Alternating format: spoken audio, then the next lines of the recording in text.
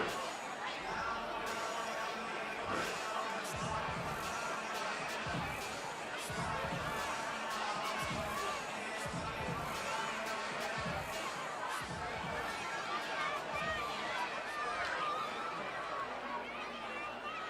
Raider Nation, to Larry Black Stadium. Tonight we have the opportunity of recognizing our Habersham County Little League football. We want to begin tonight with recognizing our 6U Raiders, coached by Stephen Thompson.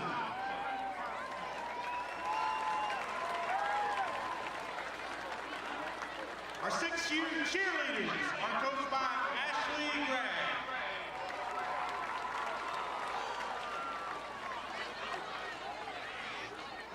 Help me congratulate our 7U Raiders, coached by Tyrant Ashmore.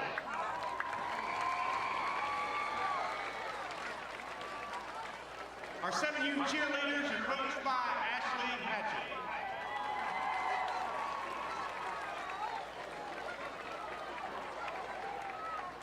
Our 8U football players are coached by Josh Barnett. Let's give them a hand.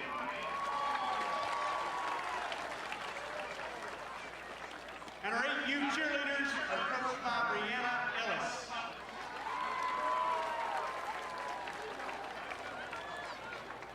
Our 9U Raiders are coached by Michael Burkhalter.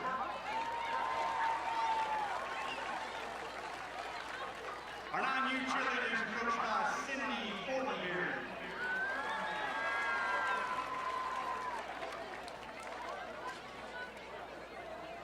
Our 9U Raiders are also coached by Ricky Woodruff.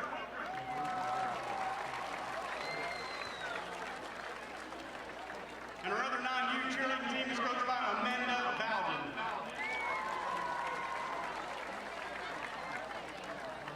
Our 10U Raiders are coached by Chip McFarland. Our 10U cheerleaders are coached by Dallas Barron.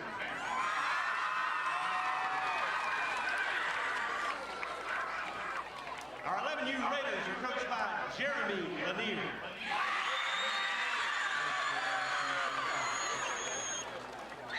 Our 11U cheerleaders are coached by Neil Chambers. And our 12U Raiders are coached by Craig McKee. Join me and let's recognize and appreciate our Habersham County Rugby Club football players and cheerleaders.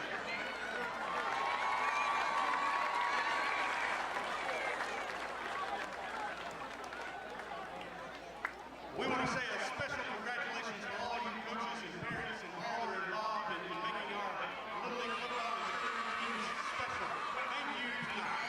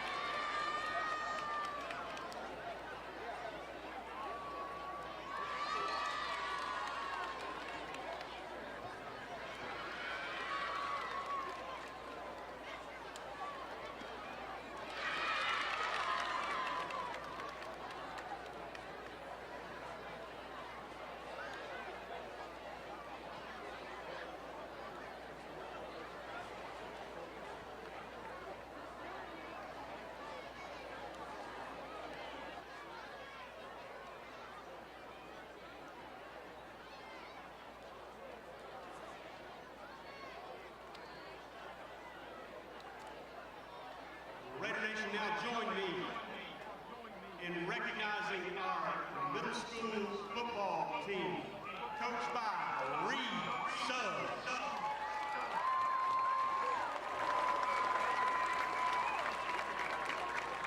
And also our middle school cheer squad, coached by Rachel Skelton. Let's take an opportunity to congratulate and recognize our middle school football and cheerleading teams tonight one more time.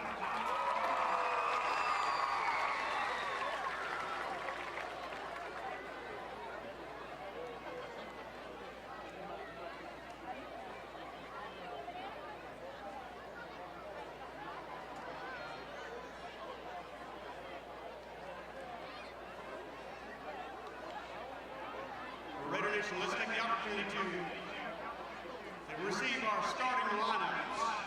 First, for the Cherokee Bluff football team, we have tonight quarterback number 2, Brooks Bryan. Number 24, Connor Griffin at tailback. Number 47, Caleb Cooper at fullback. The X receivers, number 6, Malcolm Millsap. Z receivers, number 14, P.T. Thompson. Slot tonight, we have number 1, Landon Kemp. Tight end tonight, number 12, Bryce Butler. Strong tackle, number 78, Jordan Maddox. Strong guard, 55, Owen Barker. Center, 73, 80, Willis. At guard, number 58, Greg McElroy. Tackle, number 66, Ben Baker. And for defense, the Cherokee Bluff football team we have tonight. Left end, number 9, Tony Rushing. At right end, 66, Ben Craig. At nose guard tonight, number 60, Varsity Davis. At Mike linebacker tonight, number 47, Caleb Cooper. At linebacker tonight, number 43, Brett Pierce. At linebacker tonight, number 7, Robin Akerman. At linebacker tonight, number 24, Connor Griffin. At free safety tonight, number 2, Landon Kemp. Strong safety tonight, number 3, Colin Muris. At corner tonight, number 15, Tyler Cumberland.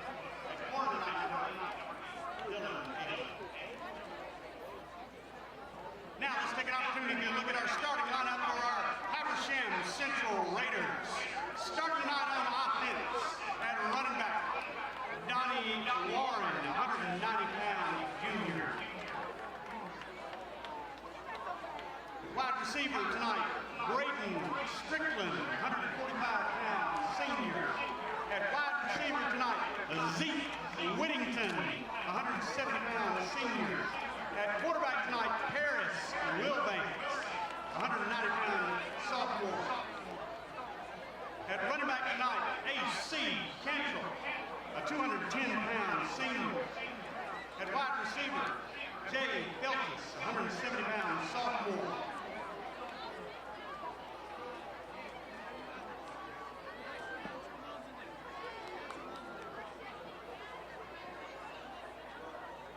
At tight end tonight, Everett Rudison, 85-pound senior.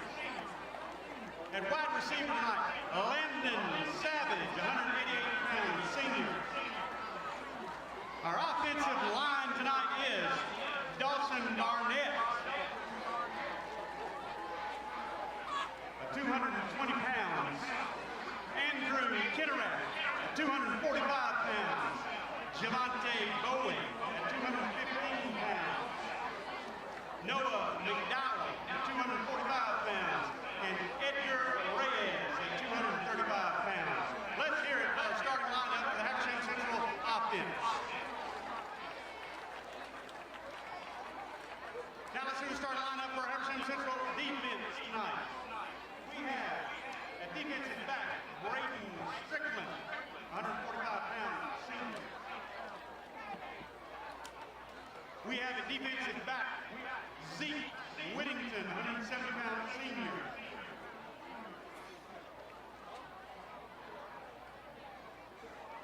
We have a defensive back, Sonny Sanfone, 175-pound senior. We have a defensive back, Sawyer Burgess, 175-pound junior. At linebacker tonight, Everett Rudisill, defensive line tonight, Ricky Cunningham, 185 pounds, sophomore. At linebacker tonight, Landon Savage, 188 pounds, senior.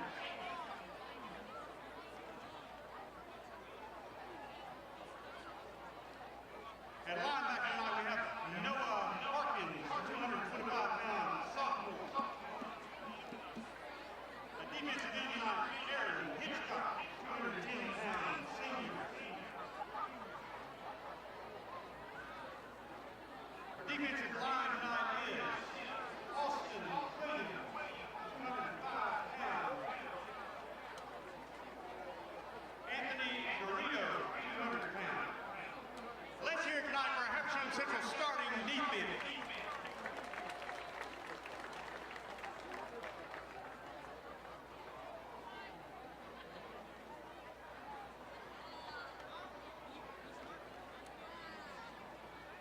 We have the privilege of presenting the colors tonight from our Habersham Central JROTC.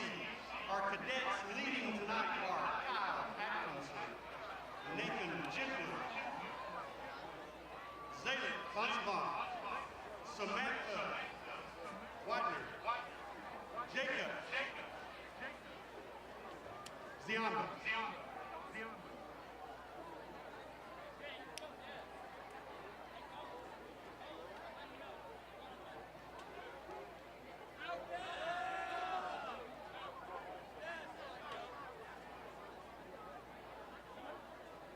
Raider Nation, if you will join me in standing tonight as we celebrate our nation.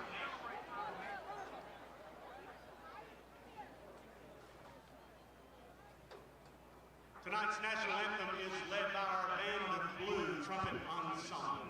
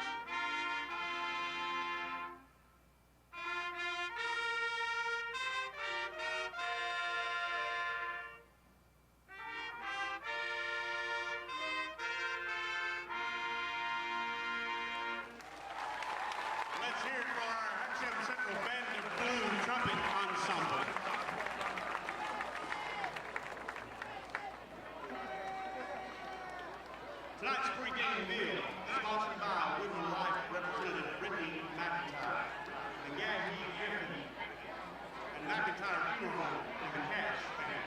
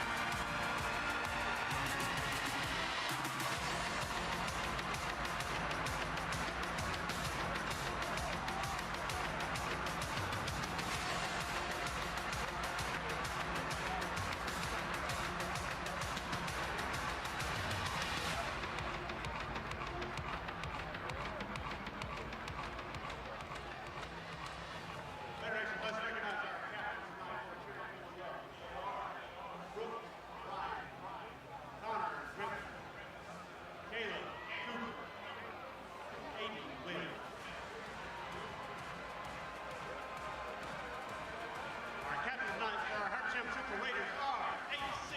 Kennedy, Jackson Adams, Aaron Hitchcock, Dawson Barnett.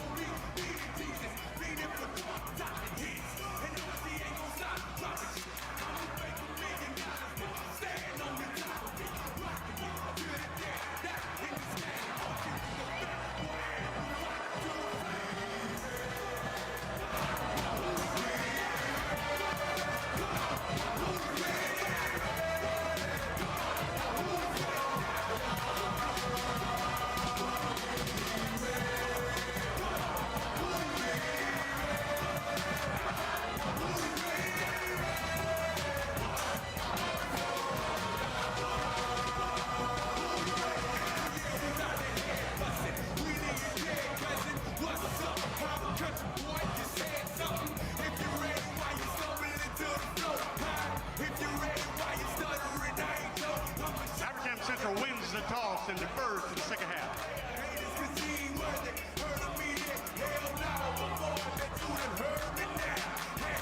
Georgia, where the dirt has been found. See, I didn't think this is my younger days. Only 16, but my back is never underage. So let's get paid, cause I stay ready for the keys. And you is crazy if you think that you ready for me. So who's ready? I'm ready. Who's ready? Come on, who's ready? Come on, who's ready?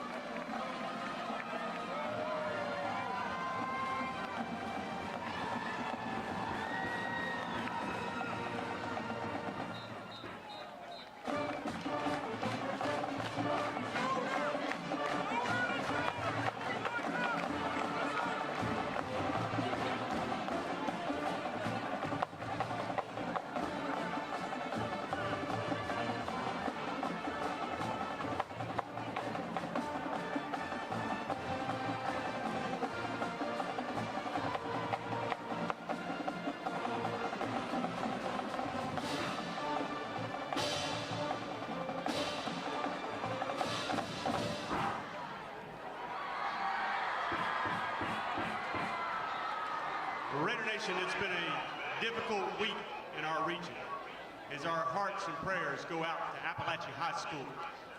Before we begin tonight, we would like to take a moment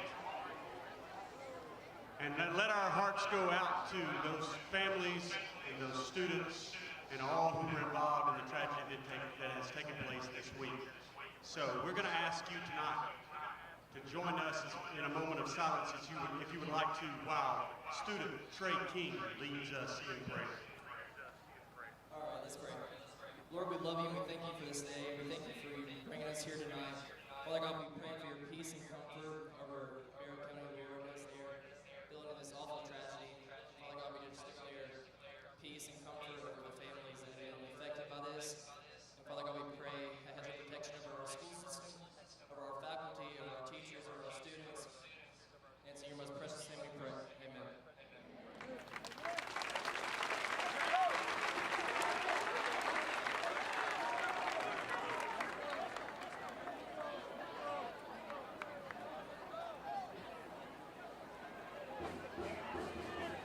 and deferred, so they're going to kick off to Cherokee Bluff and be ready to face that power eye running game from Cherokee Bluff. Yeah, our defense will be challenged right away. It's going to be interesting.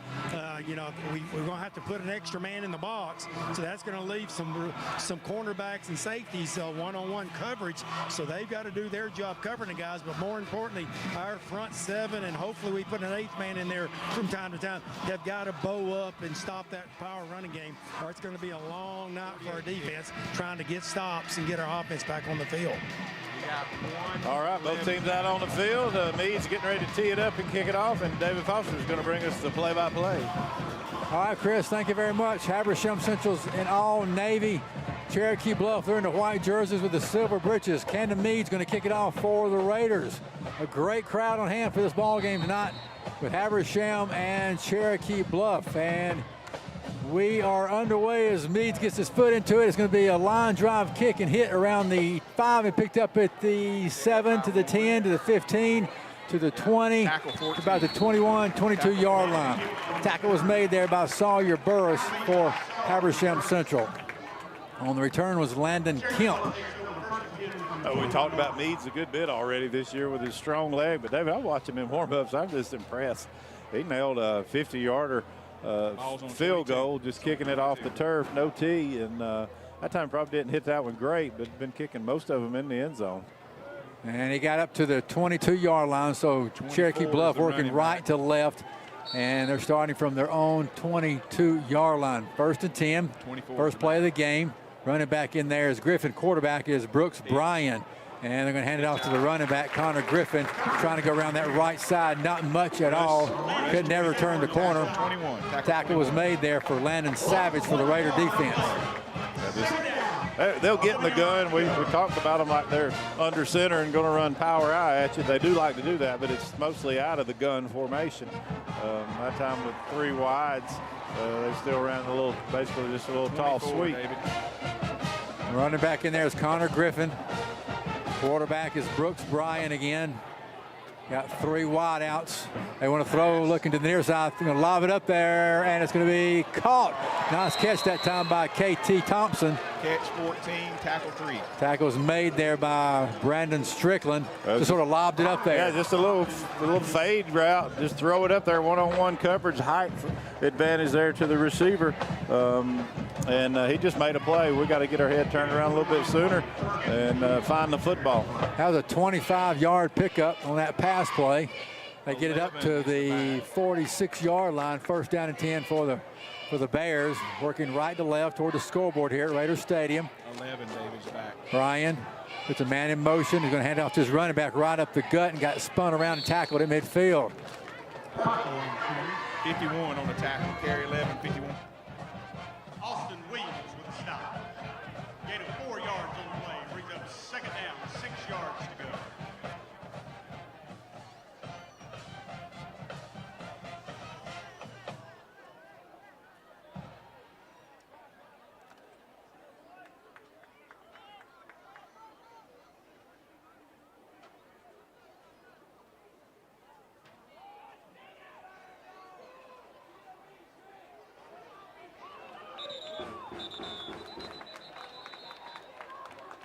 Flag on the play. False start. Cherokee Bluff.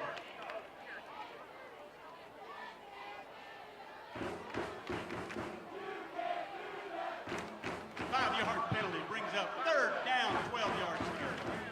2nd down, 12 yards to go.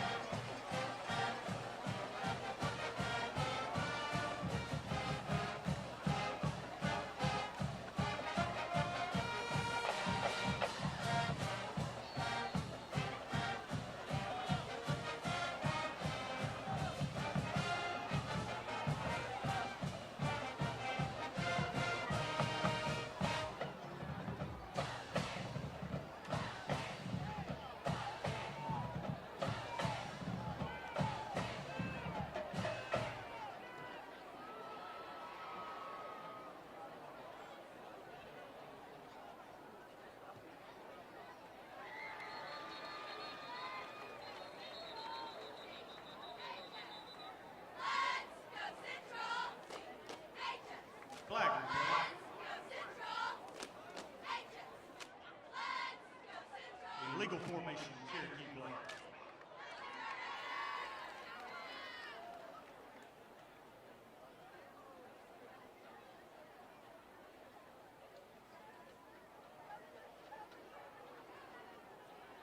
That's a 5-yard penalty. Cherokee Bluff will attempt the extra point here.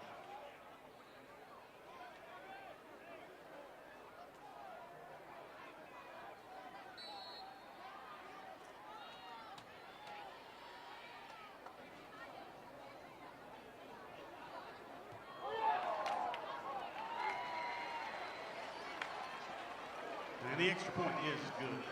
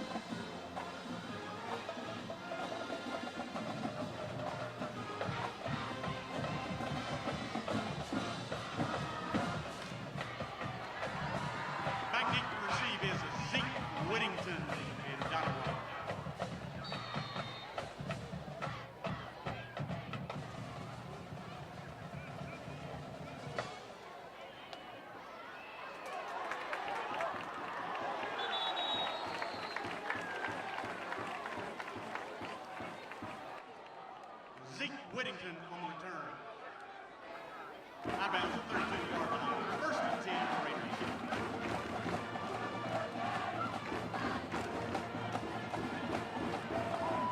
Raiders. Good first move by Zeke as he caught that at the 20.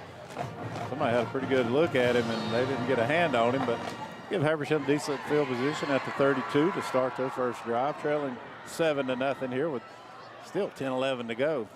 Nothing else. That was a quick scoring drive for Cherokee Bluff. Donnie Warren is in there for the running back for Habersham. Paris going to hand the ball off to him, and he's got nowhere to go.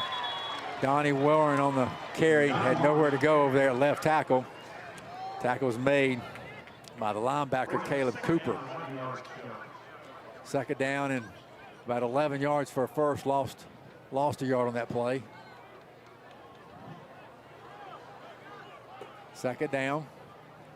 Paris in that shotgun.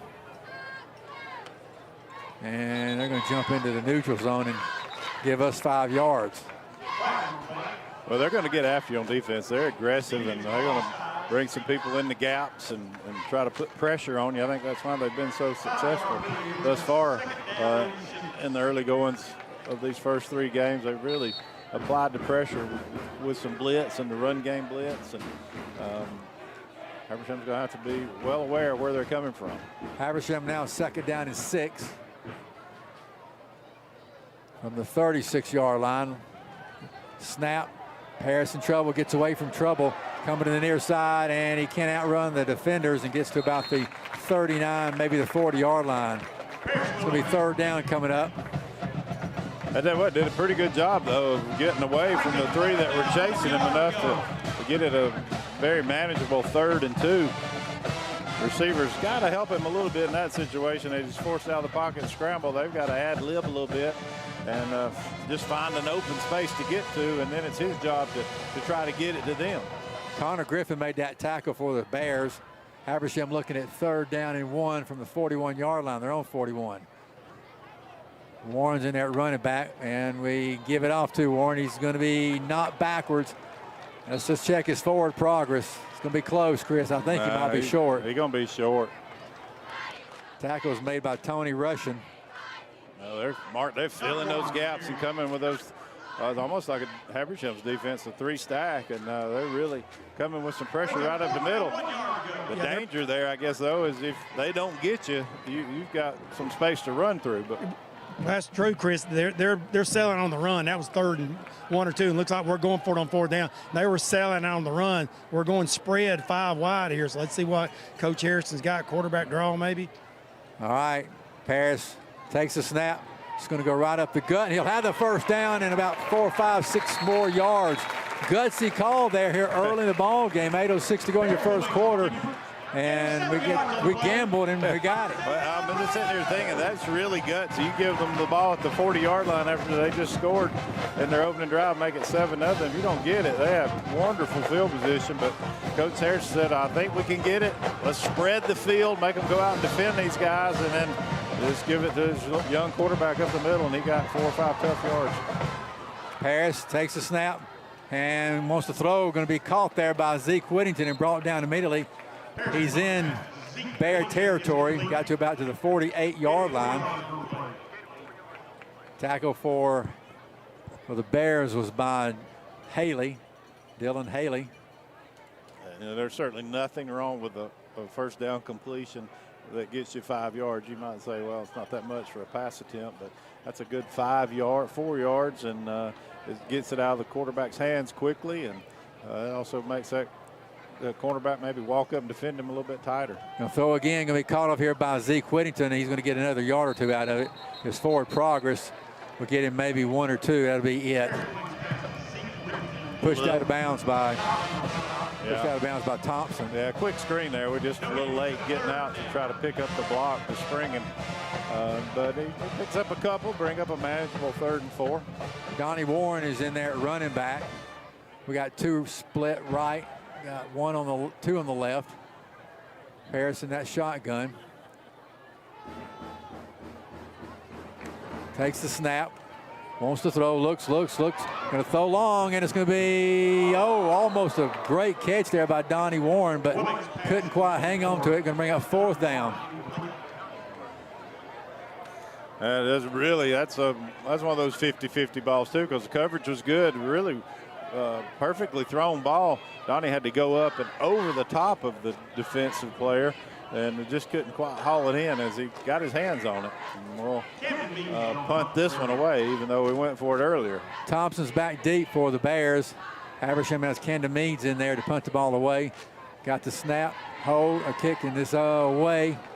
And it's going to go over the head and go out of, no, it's not going to go out of bounds. It's going to go right down the sideline and into the end zone. It'll have it 1st and 10 from the 20-yard line. Well, good punt that time. Angled it toward the corner and just couldn't quite get it far enough to the right. That's close to going out there at about the goal line, 1-yard line, but instead it goes in and gives them the ball at the 20. So Habersham will turn it over on downs. That's a 46-yard punt there for Camden. So back out there offensively are the Bears. Brooks Bryan, the senior quarterback, waiting for somebody to come into the game late. That is the run, 11, Perkle coming in there late. 1st and 10. They're at their own 20-yard line. They got a man in motion from left to right. And they want to run Perkle. Perkle is going to get about a yard maybe, or maybe no gain. Tackles made for Habersham by Zeke Whittington. And they're only going to get about a yard and a half on it. 6:05 to go here in the first quarter. Raiders trail 7-0 to the Bears.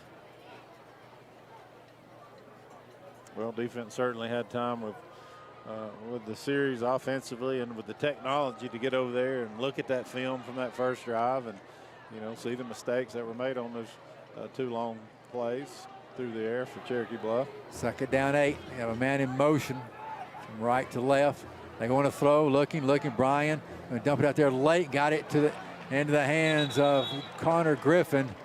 Connor Griffin caught it. Tackle was made by Zeke Whittington.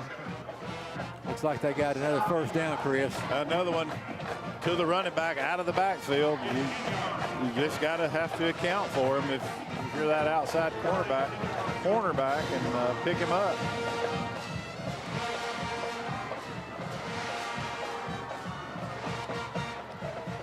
So that pass play got 10 yards. 1st and 10 for the Bears, and Habersham going to jump off sides. Cherokee Bluff moved too at the right guard. I think it'll go against them first. Let's see. Yep, back him up. I think we reacted to his movement. So caught a break there. We're down 7-0, 5:10 to go here in this opening quarter. Cherokee Bluff leading Hab Central. First down, 15 yards to go from the 27-yard line. The Bears back up to the line after the penalty was marked off. Got a split on the near side. And they're going to hand it to the running back.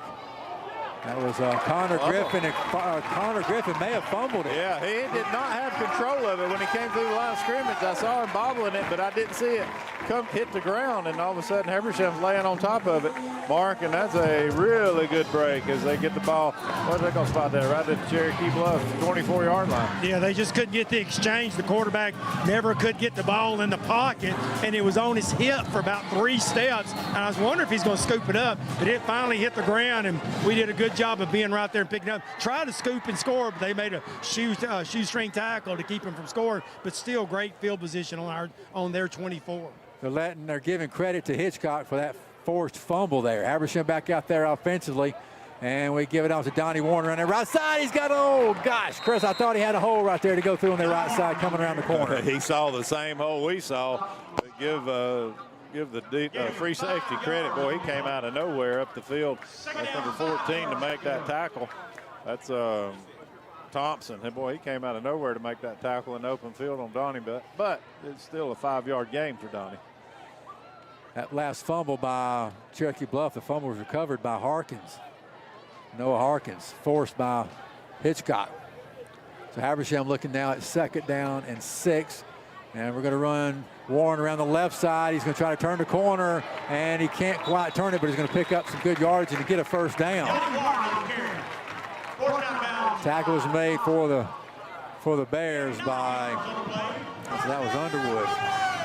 Well, like Coach Harrison decided, okay, well, we're pretty stout up the middle, and we haven't had much success running against all that gap-filling defense with their linebackers. Let's go to the outside, and 2 pretty good efforts there by Donnie. That last carry was for 8 yards and a first down. Paris in that shotgun, takes a snap, hands it off again, right up the gut, and not much at all.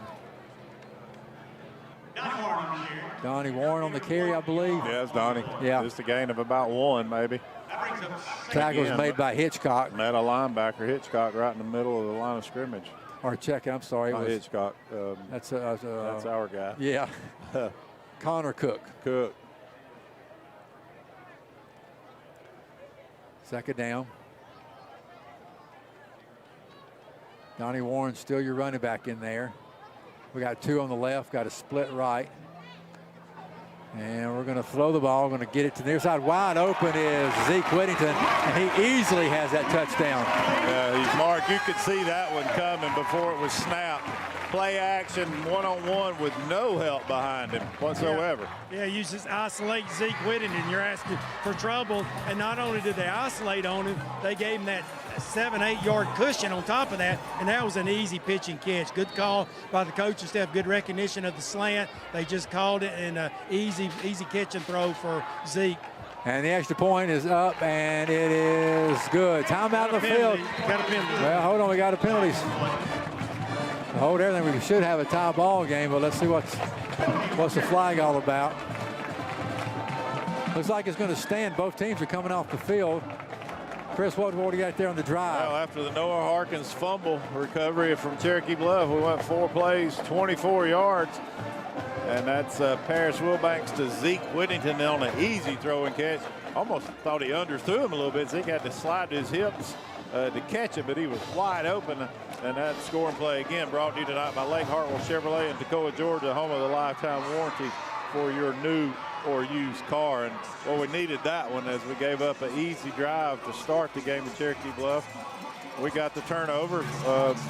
Really, 4 weeks in a row we've been able to get a defensive turnover. And that one kind of like reminded us what we did at Flowery Branch. Turned it over deep in our own territory. And Cherokee Bluff did the same there, and we were able to take advantage of it. I guess there's no flag on the play. I guess not. They didn't change anything, or well, no, yeah, there is. It is. There was a flag on just late to finally give us a signal. So 15-yard penalty. 15 yards, some kind of personal foul.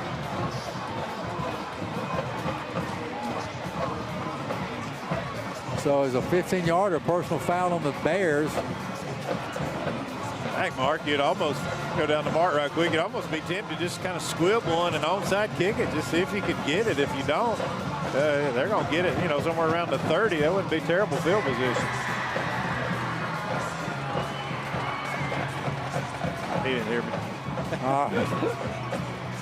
All right, so we're going to kick it from the 45-yard line. And Camden Meads will get his running start and put his leg into it. He just kicks it out of the end zone.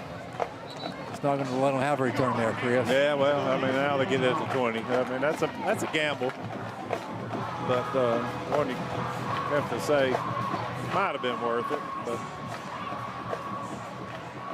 7-7, 3:27 to go here in your first quarter. Both teams, Habersham with a short drive, Cherokee Bluff with a 79-yard drive to start that game. And, it was a short drive in the number of plays. Yeah, it was. Yeah, it was. It wasn't but about, what, 5 plays.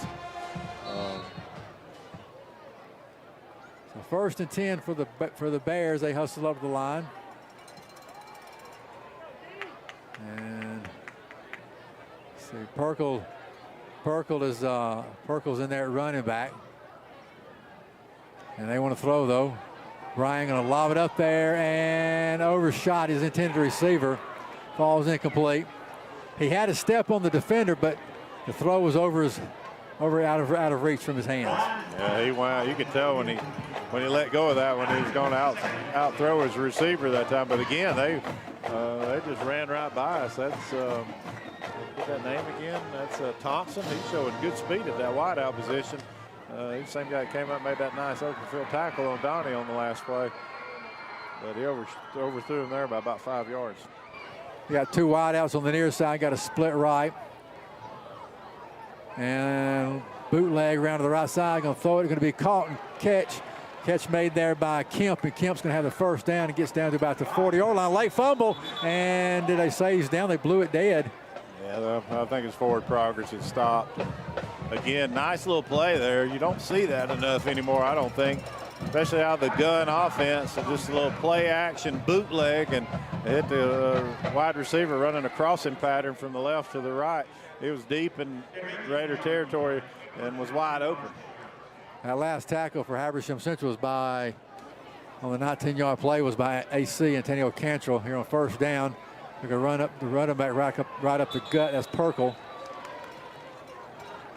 And he got up to about the 44. Tackles made by Hitchcock. And Hitchcock going to have to come out again. Jackson Adams comes in replacing. Well, Hitchcock has been banged up all year. Yeah, he has. He got hurt week 1 and probably could have gone against Flowery Branch, but they held him out. He's like he's going to be able to get right back in pretty quickly, though, as he came out under his own power. Nobody's even checking on him, so I think he's okay. Second down. And going to go right up the gut. No gain on the play. Got pushed backwards. That was Perkle on the carry. Tackles made by Harkins. Also there was Rudisil. Third down. Third down for the Raiders, or rather for the Bears.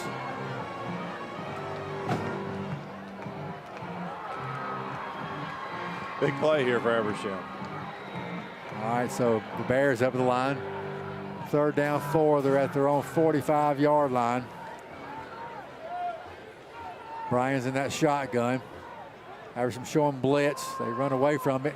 They'll throw it, and that's going to be overthrown and incomplete. The guy, their intended receiver, was Malcolm Millsap. He was wide open, but he got tripped up on his own feet. Yeah, he did well, and it was overthrown too. Came out Bryan's hand a little bit hot and just missed him. He was going to be wide open, easy catch and for a first down, but Habersham will get off the field defensively and get it back to their offense. But right now, I think we got to find a way to get some pressure on Bryan. He's had a clean field to look at. Close to blocking that thing, and we're going to let it go over our heads and get in.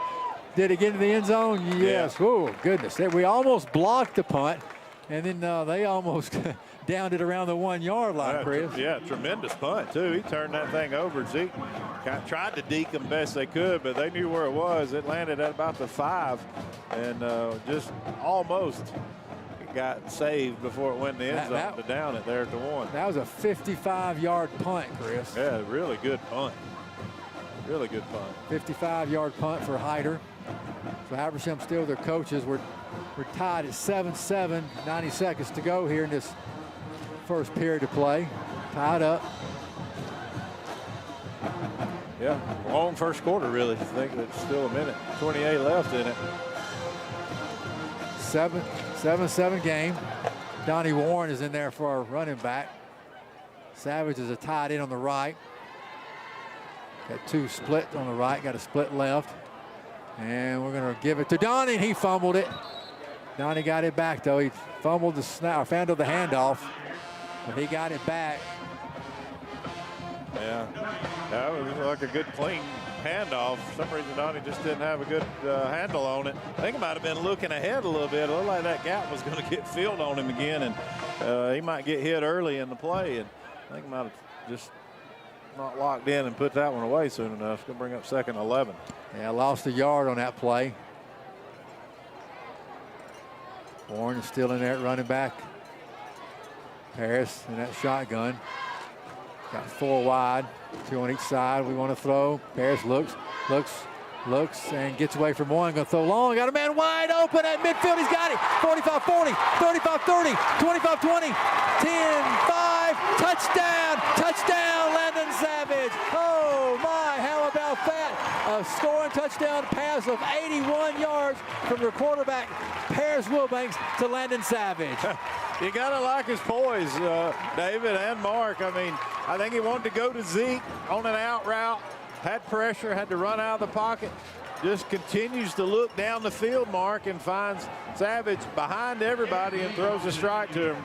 Very good play. Yeah, you said earlier, Chris, our receivers have got to help him out. That time, Landon saw that he was scrambling around, and as a result, he just took off down the field and was wide open, got 10 yards past the nearest defender. So great job by Paris getting open on the scramble and getting outside the edge, and then a great job by Landon to ad lib and start going down the field, and that Paris was able to see him get a big touchdown. Unfortunately, we bobbled the snap on the extra point and did not get it.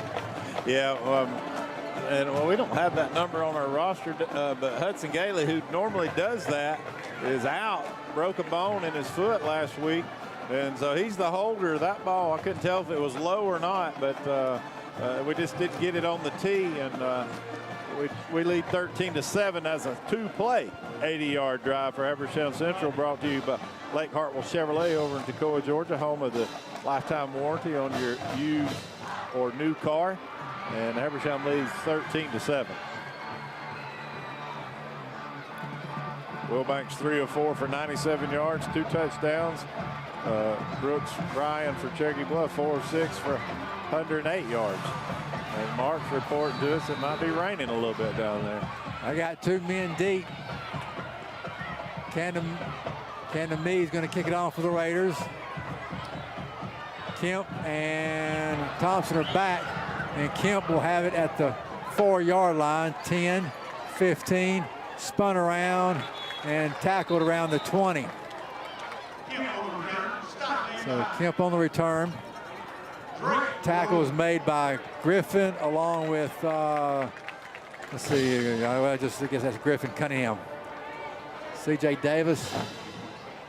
All right, so C.J. Davis was in there as well. 1st and 10 for the Bears. Habersham's got the lead here, Chris, for the first time in the game. Yeah, right. This is a really good play by Paris to just get away from the pressure and then just keep his focus down the field. And great job by Savage to just release down the field where he knew he was going to be open.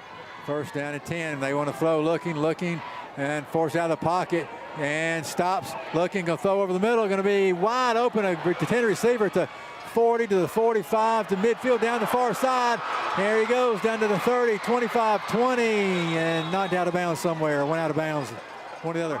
The quarterback, Brooks Bryan, just never quit scrambling, and finally he just found a man over there wide open. Yeah, he did. Rolled to his left, looked to his left, pumped a couple of times, didn't like what he saw, and then just looked back all the way across the field to his right and made a great throw and just did a good job of keeping the play alive. That was a 60-yard pass for that to Camden Thompson, but I tell you, the quarterback probably ran another 30 yards. Yeah, we finally had a little pressure on him, but it didn't pay off that time. First down and 10. They're going to run their running back, Connor Griffin, and he got tripped up around the 15-yard line. Maybe no gain at all on that play. No, he got about 5, Dave. It didn't look like it, but yeah, he got about 5. Yeah, he did. That's right. I'm sorry. But good job by the defensive back there to come up and make that tackle. That's the end of your first quarter.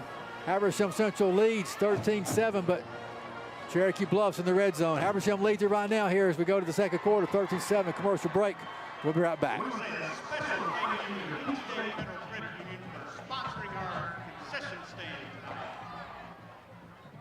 We also want to say a special thank you to our diamond sponsors tonight.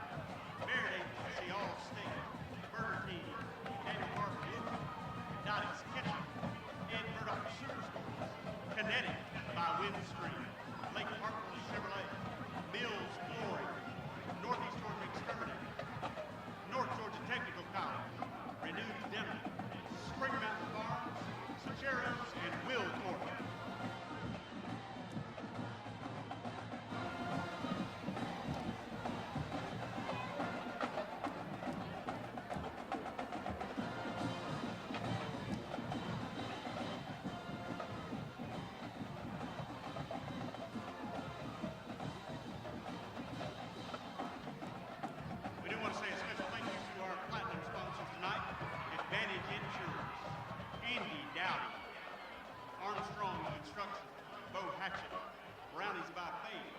Kathy and Strange, Coach Pest.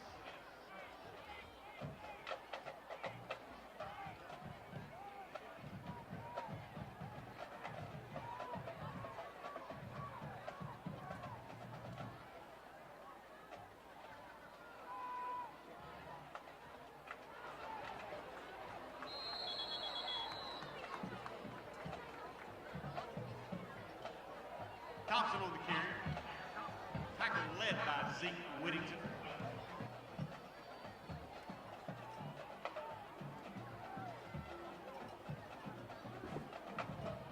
That brings up third down.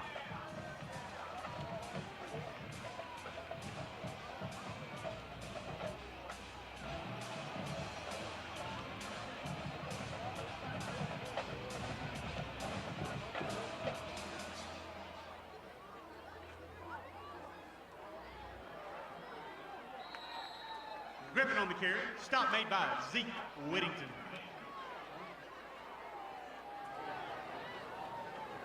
That brings up first down, Raiders.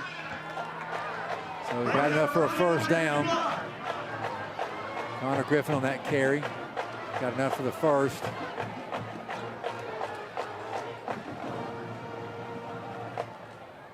And Brian's in there at quarterback. Got Connor Griffin behind him. And they hand it off to Griffin. Now he's going to bootleg around to the left. They'll throw it back in the middle of the field. And going to be caught, touchdown. Catch was made by Landon Kemp.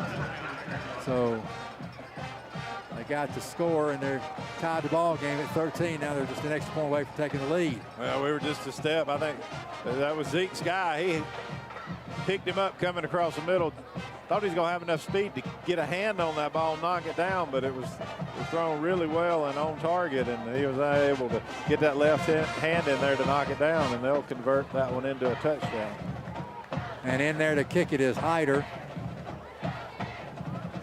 Snap, hold, kick is up, and it is through there good. So they've got the 1 point lead now, 14-13 with 10:41 to go here in the half. Yeah, 5-play, 80-yard drive, aided by another long throw. Kind of a scramble, broken, not really a broken play, just a heads-up play by Brooks Bryan, who's now 6 of 8 for Cherokee Bluff for 176 yards. Kind of didn't see that stat coming, but that was part of a 5-play, 80-yard drive. Only took 1 minute and 53 seconds. That drive brought to you by Lake Hartwell Chevrolet over there on Big A Road in Toccoa. They're the home of a lifetime warranty for your new or used car. And Mark, Well, I guess we just don't know what we're talking about. It's a power running game. Coach Jones doesn't want to throw it around, and right now he's throwing it around. He's seeing one-on-one matchups out there, and he feels good about them. And so far, he's prevailed. And that one play with the Kane Thompson the long throw, that was just a broken down play, and he threw it all the way back across the field to a wide-open receiver. But otherwise, the quarterback throws the ball well. So we're going to have to kind of redirect our defense, maybe get some coverage help. Zeke's got it to 18, to the 20, 25, 30, 35, 40, 45, 50.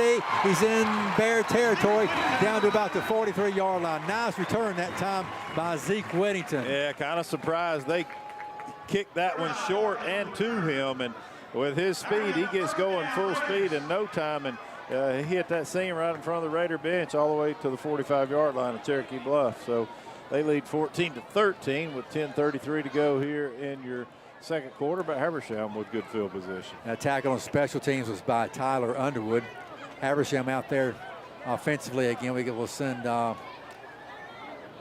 see to the right side is Whittington, and got a split left. Running back is Warren, and we'll give it off to, no, play actually pulls it, in trouble, running for his life, and going to throw it away and out of bounds. Good smart play that time just to get rid of it. Got a flag thrown by back judge. Early indication is maybe a personal foul, Chris. Thrown down in the middle of the field. Yeah, illegal mound downfield, Okay. Rodney's saying.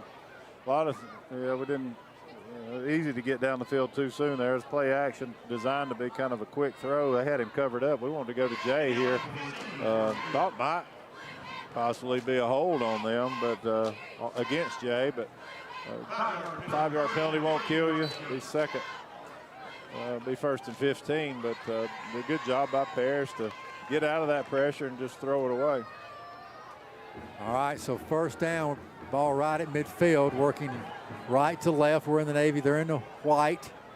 There's a snap, and going to throw up a long one, and looking for Jay Feltus, and no catch there by Feltus. Well covered there by the defensive back. Yeah. That was good coverage. It looked like Jay was trying to reach up, Mark, with just his left hand, like maybe his right hand was being held, but no call. Well, he was step for step for him. They're not going to get that call. I couldn't see the hold either because their backs were to me, but he was still with him step for step. He was just hoping Jay's speed might be able to get a little separation, but he wasn't able to. Just good coverage there. Pretty good throw, but you got to like Coach Harrison trying to give Jay a ball down deep down the field to test him vertically. All right, got two on the left, got a split right. We want to throw again. Jay, or rather Parrish looking to throw it up there, looking for Whittington, and he's double covered and got a flag. Yeah, I was going to say, he got hit, and they're not going to like the call, but it'll be pass interference against them. Had double coverage on him. Might have had to wait on the ball a little bit, and that might have been the reason they were bumped into Zeke some, and we'll get the penalty. Habersham fans are booing now. They're marking it off. Maybe that's Cherokee Bluff. It's just their fans are that loud. And their fans, of course, we usually have some Habersham people fill in over there, but they got a pretty good little crowd that's filled in over there. Now you look down and look across through there and see a decent amount of rain coming down. Yeah, it's starting to rain here at Raiders Stadium in Mount Airy. 35-yard line. They'll mark it off Habersham with a new set of downs. Yeah, 1st and 10, and going to hand it off to Donnie Warren around the near side and forced out of bounds on this side of the field. Tackle was made there by Colin Muirs. Second down coming up.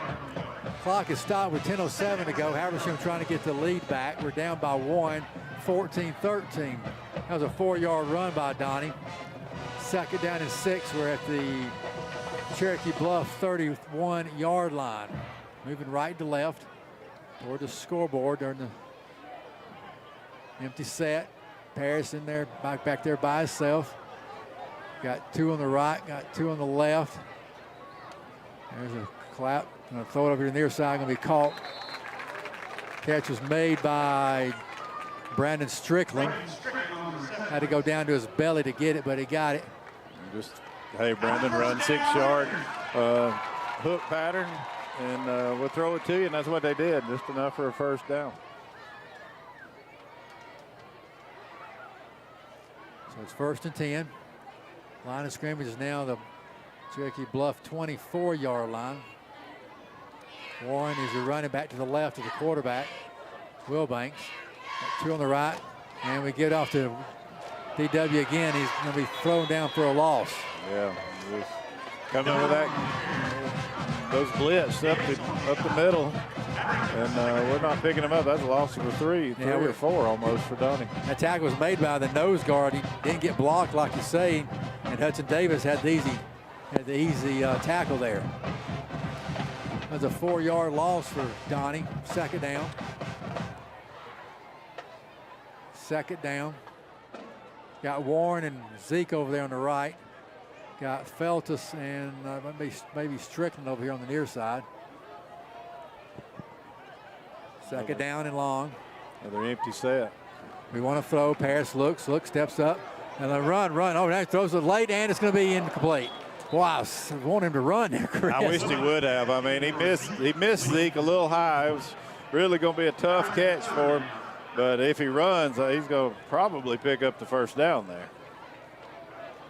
I'd say we're in 4-down territory. We got 3rd down and 13 coming up. You don't have to try to get it all here, I don't think, on 3rd and 13.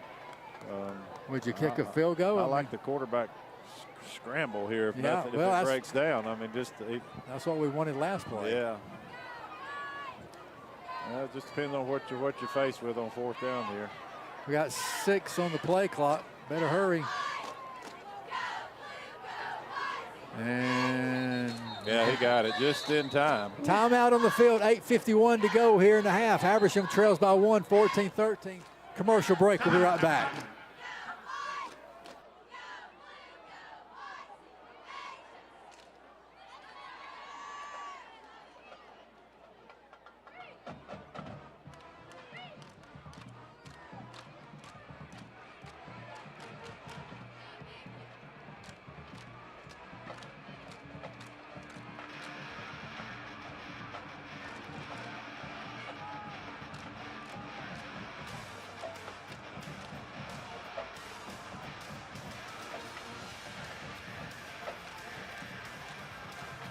Back here at Raider Stadium, a little rain trying to roll through Mount Airy here, and not heavy, but enough to be a little bit of a nuisance.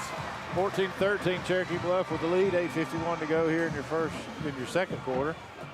Coach Harrison got that timeout with 1 second to go on that play clock, and we're back out on the field. 3rd and 13, 14. Donnie Warren's in the eye. Got a man in motion. That's Strickland, and we a little pitch. We want to try to throw it off the pitch, and we're going to throw it in the end zone, and incomplete.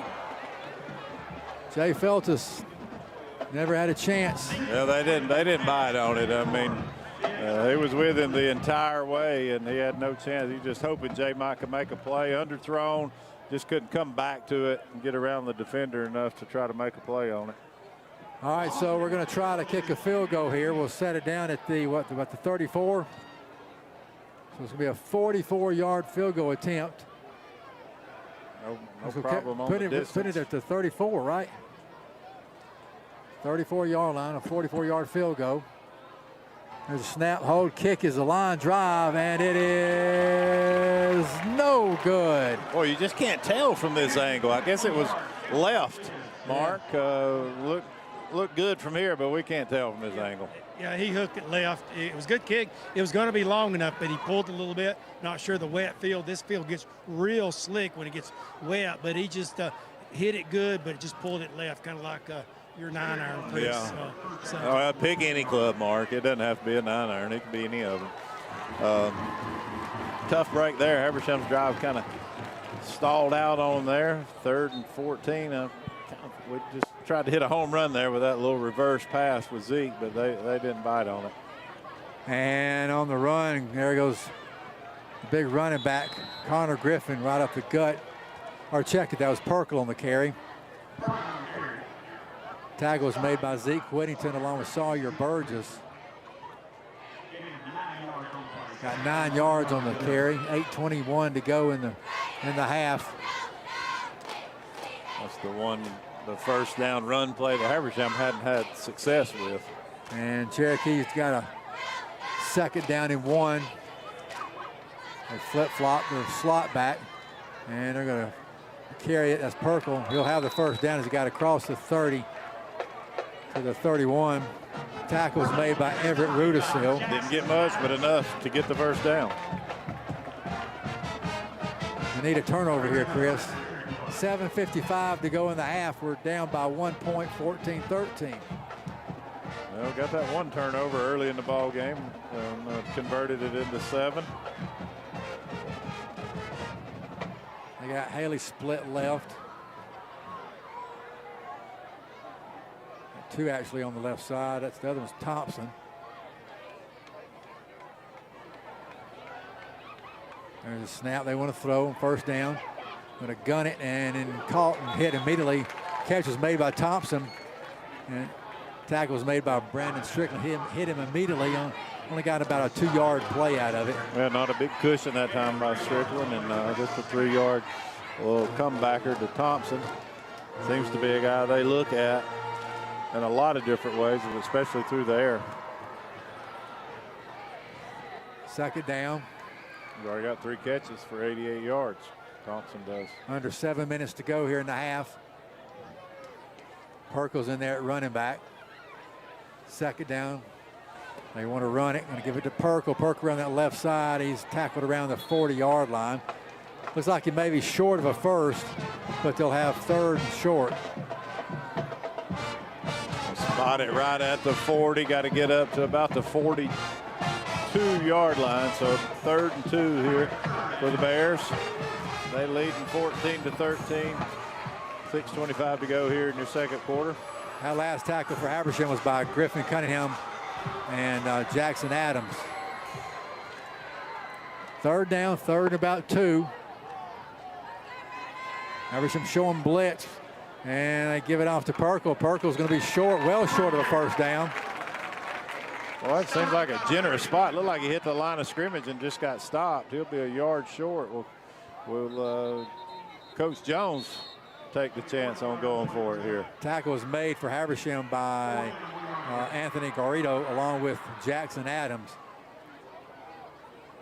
Garrido's coming out. And he's limping a little bit. His helmet did come off, but he's limping more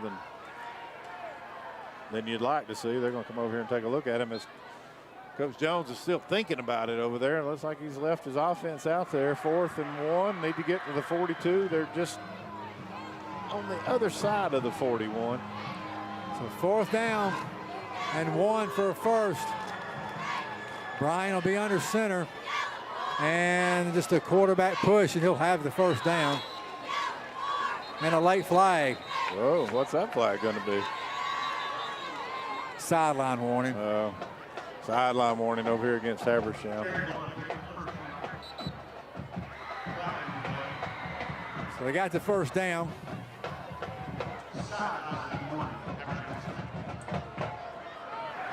So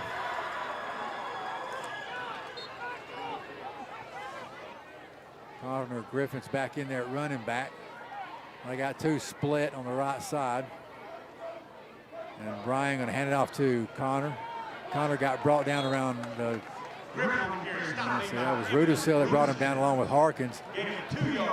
Connor on the carry. Second down, 8 yards. It's going to be second down coming up. Second down at 8. They're at their own 47-yard line. Just shy of midfield. Second down. Connor Griffin still your running back. Got 2 wideouts on the near side. And they want to throw looking, coming outside. Got a man wide open. Easy catch there for Millsap down the near side, 40, 35 to about the 31-yard line. Catch was made there by Millsap, and the tackle was made by Zeke Whittington. Just a busted coverage. It had to be marked. The 2 wideouts split to the right. The inside guy just kind of ran a little simple pattern into the flats, and nobody was in 10 yards of it. Yeah, they just ran a slant with the outside receiver, and the inside receiver just ran a quick out. Both defensive backs went with the slant, leaving the out route wide open. So, yeah, just a busted coverage. You're right. That's a 21-yard play. First down and 10 for the Bears. They hand it off to Connor. Connor's got a hole over there at left tackle, and he'll get all the way inside the 25 to about the 23-yard line. The tackle was made by Tay Spencer.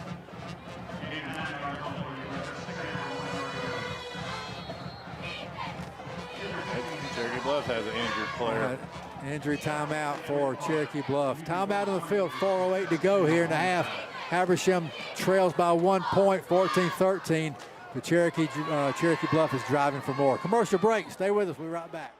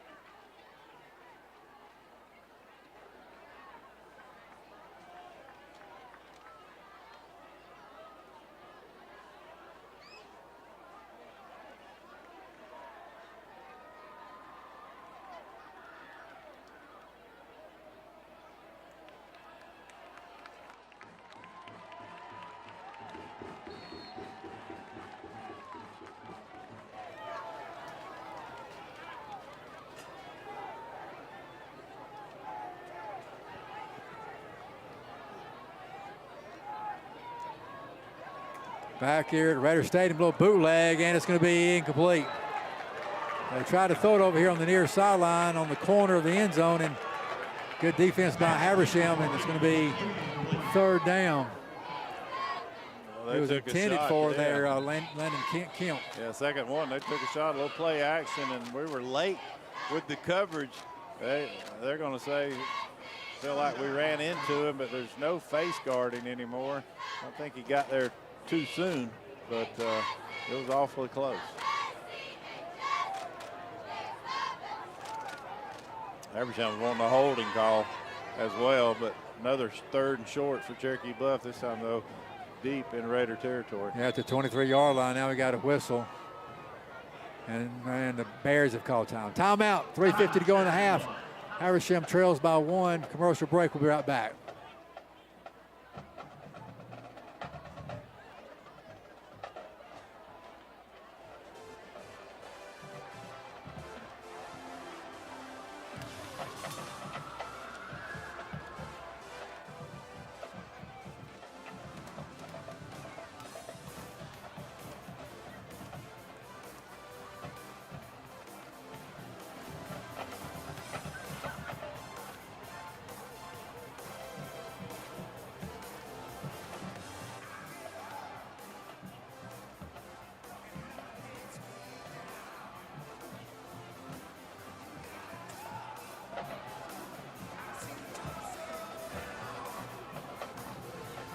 Foster, Mark Osborne down on the field. 3:50 to go here in your second quarter. Cherokee Bluff leading 14-13.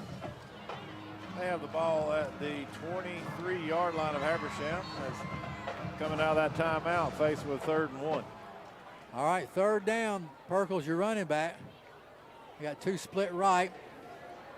They flip-flop from the left to right. Strong side is right side. They go right up the gut. Oh, man, he ran into a brick wall and pushed back about 3 or 4 or 5 yards. How about that brick wall? Oh, that's a generous forward progress. I don't even think they give him a loss of a yard there, but sure looked like he lost about 2. Antonio Cantrell led that charge. Bring up 4th and 2 now.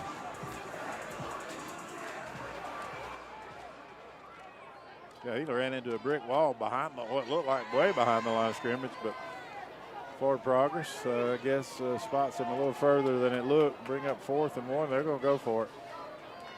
So let's see. Got to get just shy of 22, I think. 4th and 2. And they flip-flop. They're tied in and slot back to the right. Oh, they fumble the snap. They fumble the snap. And Habersham should get it. They fumbled it. Yeah, it doesn't matter. 4th down. Yep. This took a long time, Mark, for that to happen. They moved 2 guys left to right, And then for some reason, the quarterback kind of picked his foot up like he's sending somebody else in motion at the same time it was getting snapped. Yeah, miscommunication from the get-go. They weren't real sure what formation they wanted him. It took them a while to get the right personnel out there, and then once they did, it took them a while to get the personnel where they wanted. It just looked like a busted play from the get-go, and thank goodness for our defense it was. They got the ball down to the 23-yard line. Defense stiffened up and held, forced 2 4th downs there.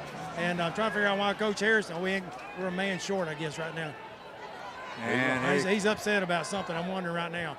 Yeah, we're missing a man. That's what it was. Anyway, good stop by our defense. We got 2:58 to try to get down and get in scoring position. Well, they had just now started the 25-second clock, so plenty of time. So Paris takes a snap and pulls it away from Cantrell. Comes around to the near side to the 30, across the 30 to about the 32-yard line. Tackle was made for the Bears by Landon Kemp. Good gain on first down. We had to do a couple of things there. First, I had to catch that snap, which was low and to the left down there around his shins, and then get his eyes up and read the play. Did a good job of pulling it and on the option and the read play and picking up 8 yards. Second down, 2nd and 2. We're at our own 32-yard line, 2:22 to go in this first half of play. Paris puts a man in motion from right to left, takes a snap, hands it off there to big AC, and AC just carrying two or three people on his back and got to about the 36-yard line. First down for the Raiders. Get a new set of downs. Tackle was made there by the big lineman, nose guard Hudson Davis.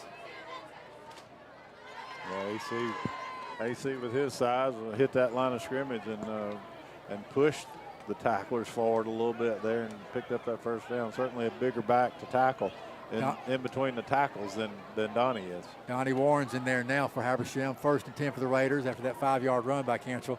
And we pull it, and the quarterback going to go right up the gut. And there he's at the midfield, 45, and can't quite get away, but still got a first down and about 15 or maybe 10 more yards. Tackle was made for the Bears by Muirs. And let's see, Paris ended up getting about an 18-yard gain. That's part of the game you knew he could do for you is run the football, and makes a good read and just keeps it right up the gut. And now we give it off to Donnie Warren, and he can't get around the corner on his left side. Tackle was made there by Caden Thompson. Somebody got blocked Thompson at some point in time if you're going to get to the edge, and right now he's winning most of those battles. I thought Donnie made the wrong decision that time trying to get to the outside of Thompson. I'd like to see him put a foot in the ground and cut it back up. There might at least picked up 2 or 3 yards instead of losing 1. But Thompson is a problem from that free safety position. All right, 2nd down and 11. Empty set, we want to throw. Paris looks over the middle, got a man open, and that is Davis on the catch. And on the tackle was made over there by Thompson. Just a late crossing pattern. Nobody accounted for Davis, and good recognition by Paris. Now we got a timeout. 46 seconds to go. Timeout in the field. Let's take a quick break. Habersham trails by 1, 14-13. Commercial break. We'll be right back.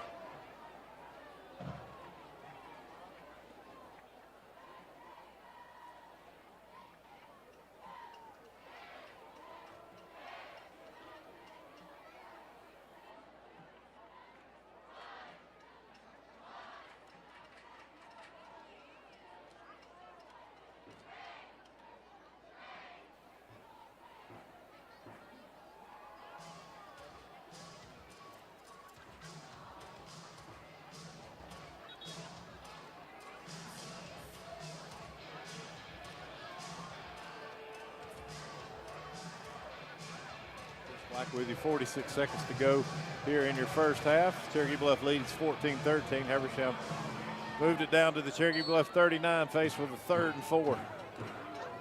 All right, Warren's in there at running back. 3rd down, 3rd and 4. Got a man in motion from left to right. And we're going to pull it, and Paris has got some room to run, and he'll have the first down and gets out of bounds. Smart play there. Yeah, very smart play. Play action, looking left, wanted to go quick slant. I think the Savage didn't like what he saw. looked to his right, and there was nobody there. I mean, nobody there, and he did the smart thing of just picking up enough to get the first down and running out of bounds at the same time. Yeah, stop the clock with 41 seconds to go. We're down by 1. It's 1st and 10 for the Raiders. We're at the Cherokee Bluff 35-yard line. We're working right to left. We're in the blue. They're in the white. Harris in that shotgun. Wants to throw. Looks. Steps up in the pocket. Going to dump it out to the safety, and he gets it to the 30, 25-20. And on the catch and run was Everett Rudisill. Oh, man, Coach Harrison's going to lose it. They're going to call a hold on Zeke at the 25-yard line, and that's just he's got a right to be upset, I think, Mark. Zeke's just engaged in blocking him and moving him down the field. I don't know if Mark heard me or not. I'm sorry, I was listening to Coach Harrison do his displeasure. They got Zeke holding on the edge here.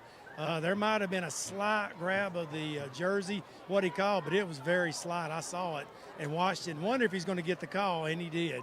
So it could have gone either way because it wasn't a very flagrant hold, but it was a tug of the top of the jersey, and that's what he called. Tough break. Well, he sees it. He's got to call it. It just looked from this angle that he was engaged with him and just kind of driving him down the field, so it's hard to think that there would be a holding call, but 32 seconds to go, backs it up, be 1st down and 9 now from the 34-yard line. Yeah, 3 wideouts on the right, and Paris in trouble, gets away, and he's going to get tackled. And late fumble too. He was trying to get down and take the sack, and he was getting pulled from behind, and somebody hit him as well, and he just lost the handle on it. And now we'll turn it over to them with 25 seconds to go and miss an opportunity. They really came with some pressure early, and Parrish was just trying to get away from it the best he could, maybe throw one away, but nowhere for him to go. And Coach Harrison's not happy at all with that holding call. He's still having some words with it. Rushton was the guy that recovered a loose ball there for Cherokee Bluff. 25 seconds, I guess they would just run out the clock. More than likely, you don't want to take a chance. You might take a shot down the field with a throw, but 25 seconds to go.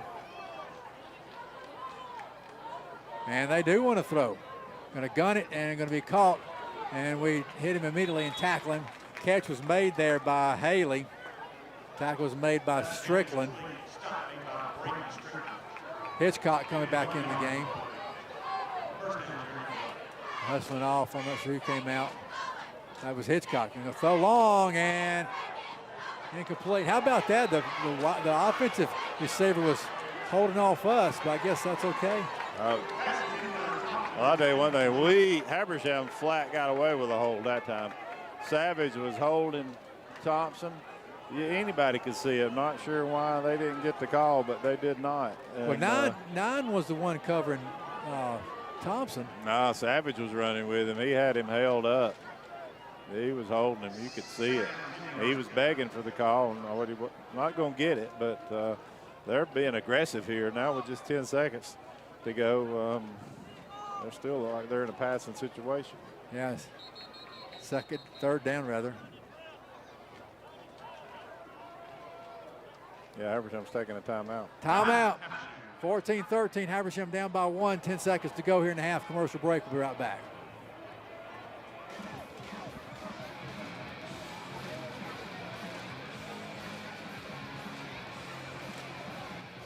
Yeah.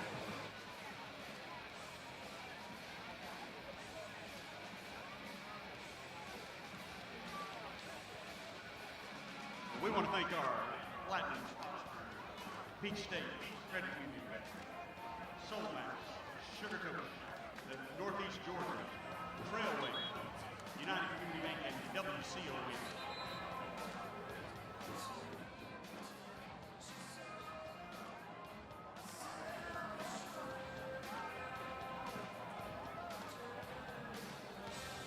With Cherokee Bluff with the ball at their own 45-yard line. They're still in a passing formation, and I guess we're just telling our guys nothing gets behind you here. Second down. They've got a man in motion. And they want to throw. Looking under pressure, and they can't get away. Sacking for a loss. Sack was made by Antonio Cantrell. And that is the end of the first half. At the end of one half, it's a close ball game. Habersham down by 1 to Cherokee Bluff. Your score, Cherokee Bluff 14, Habersham 13. We're at the half. Stay tuned. The halftime show is coming up.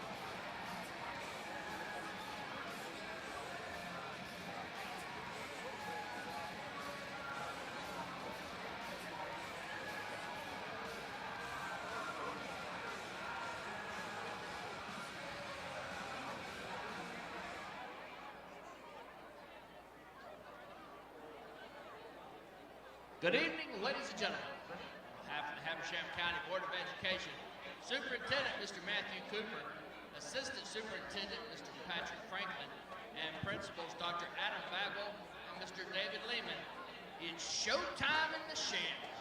And it's my privilege to welcome you to our annual 8th grade night extravaganza. Tonight, along with your band of blue, prepare to be entertained by a very special halftime performance featuring members of the North Habersham Middle School Band, South Habersham Middle School Band, and Wilbanks Middle School Band.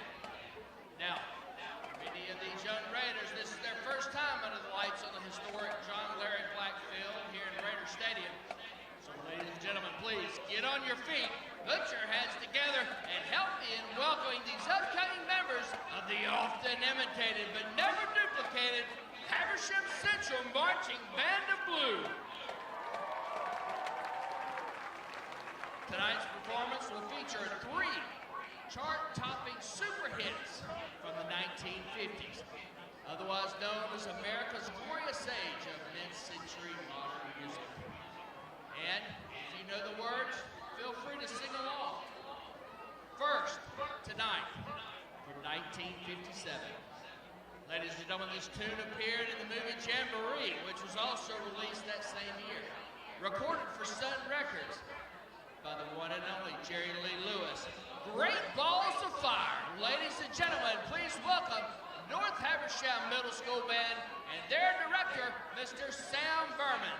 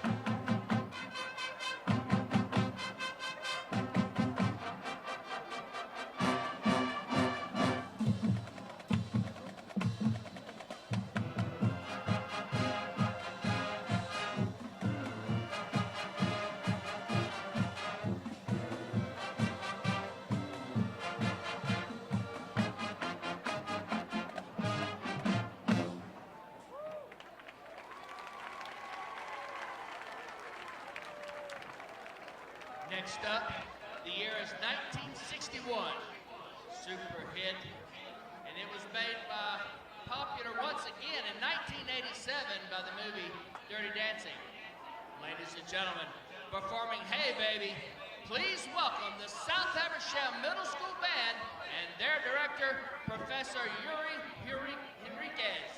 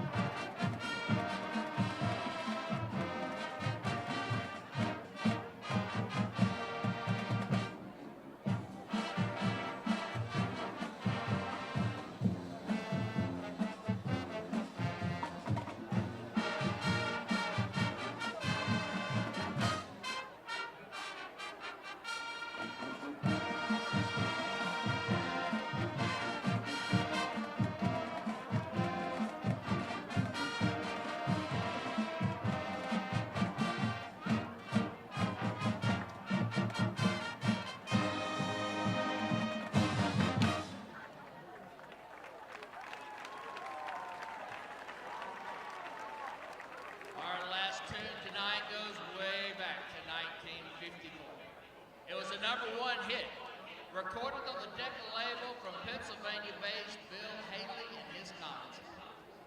Ladies and gentlemen, performing Rock Around the Clock, please welcome the Wilbanks Middle School Band and their director, Mr. Kirk Sanders.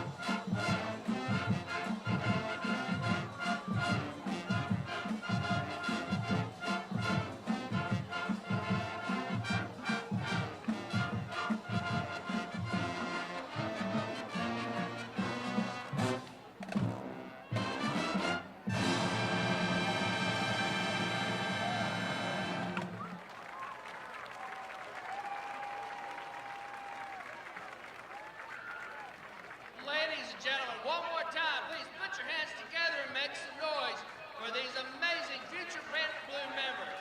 Thank you for supporting music education in Habersham County and all of these amazing students. Now tonight, the fun doesn't stop after the final buzzer. Please stick around after the game because you're not going to want to miss the halftime show. Both bands, Cherokee Bluff and and your Habersham Central Band of Blue will be presenting their halftime shows after the game tonight. So please stick around after the buzzer and watch these two wonderful bands as they take the field.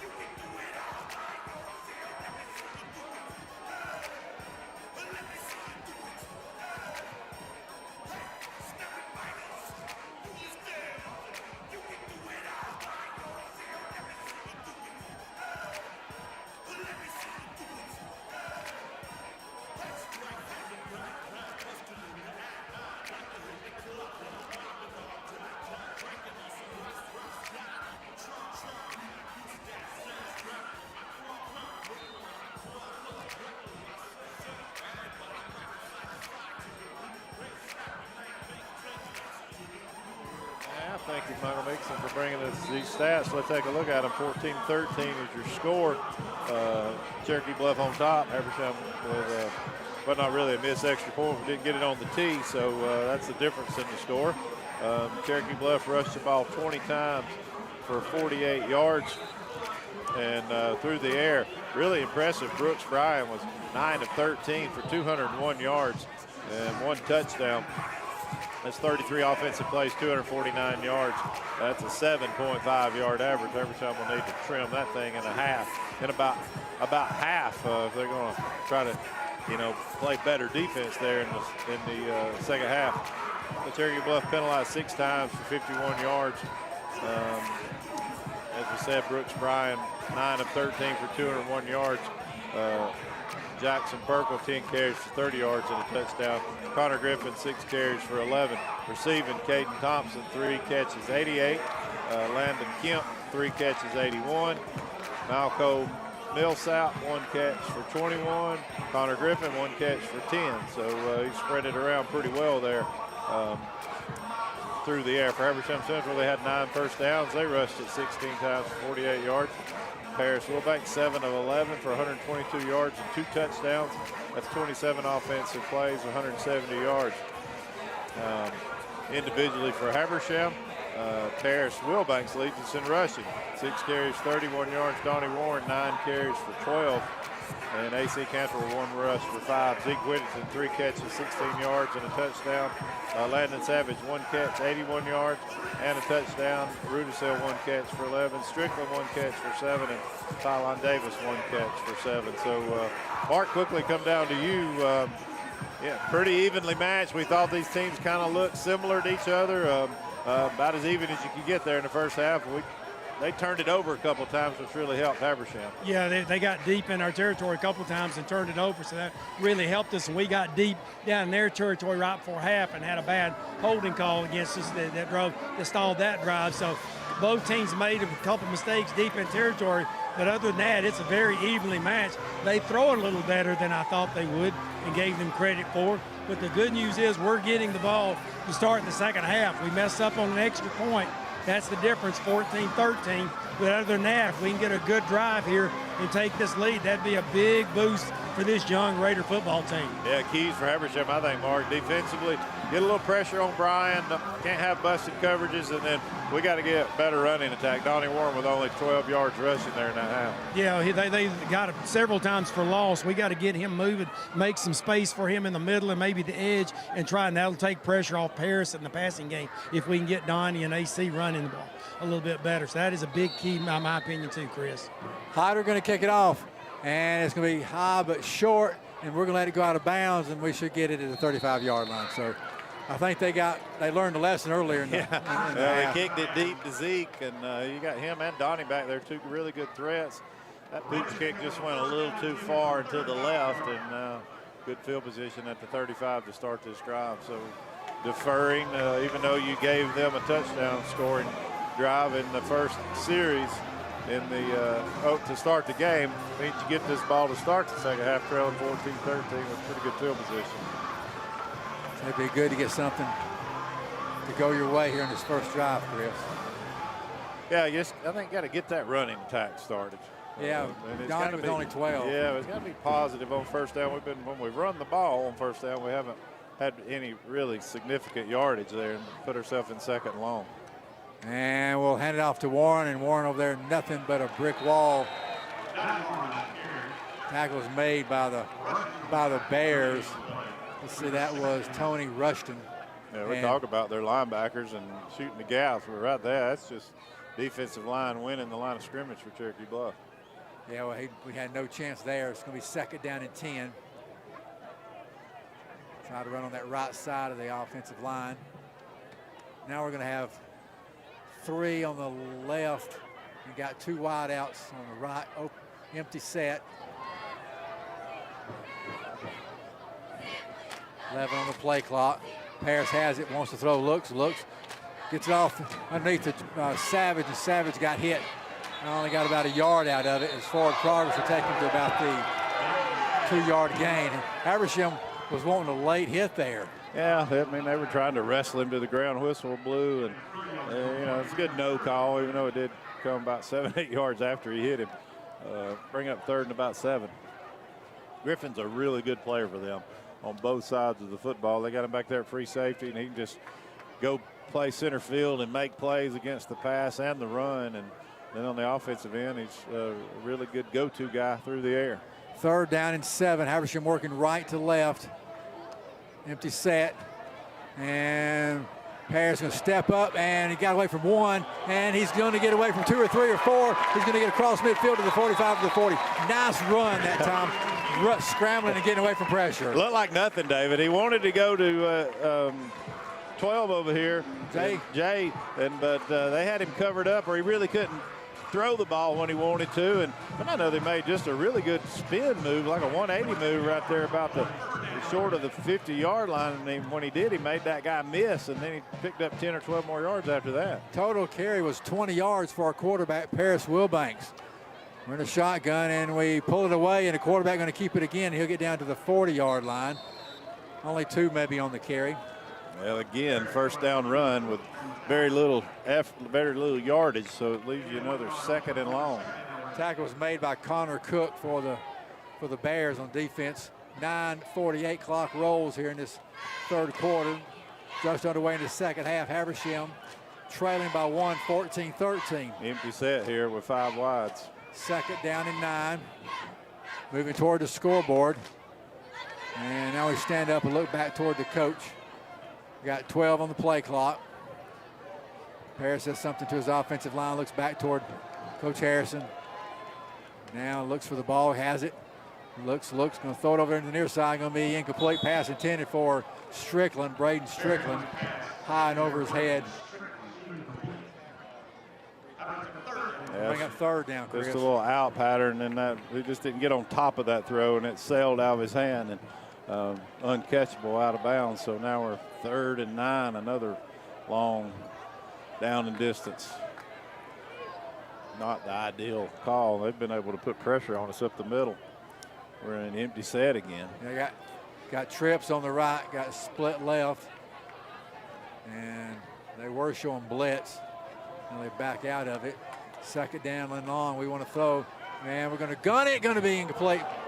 Pass was behind the intended receiver, which was Zeke Whittington. Yeah, a little delayed underneath route by Zeke. Thrown behind him a little bit. Kind of looked like they were on him a little too soon, but no call. Looks like we may go for it. Davis going to come in and Strickland to go out, or will he? Nope, Strickland stays out there. So we got Strickland and Feltis over here on the near side. That's got a tough call here. 3 on the right. 4th down and 9. Yeah, 4th and 9, Chris. I might quick kick it if I was coach.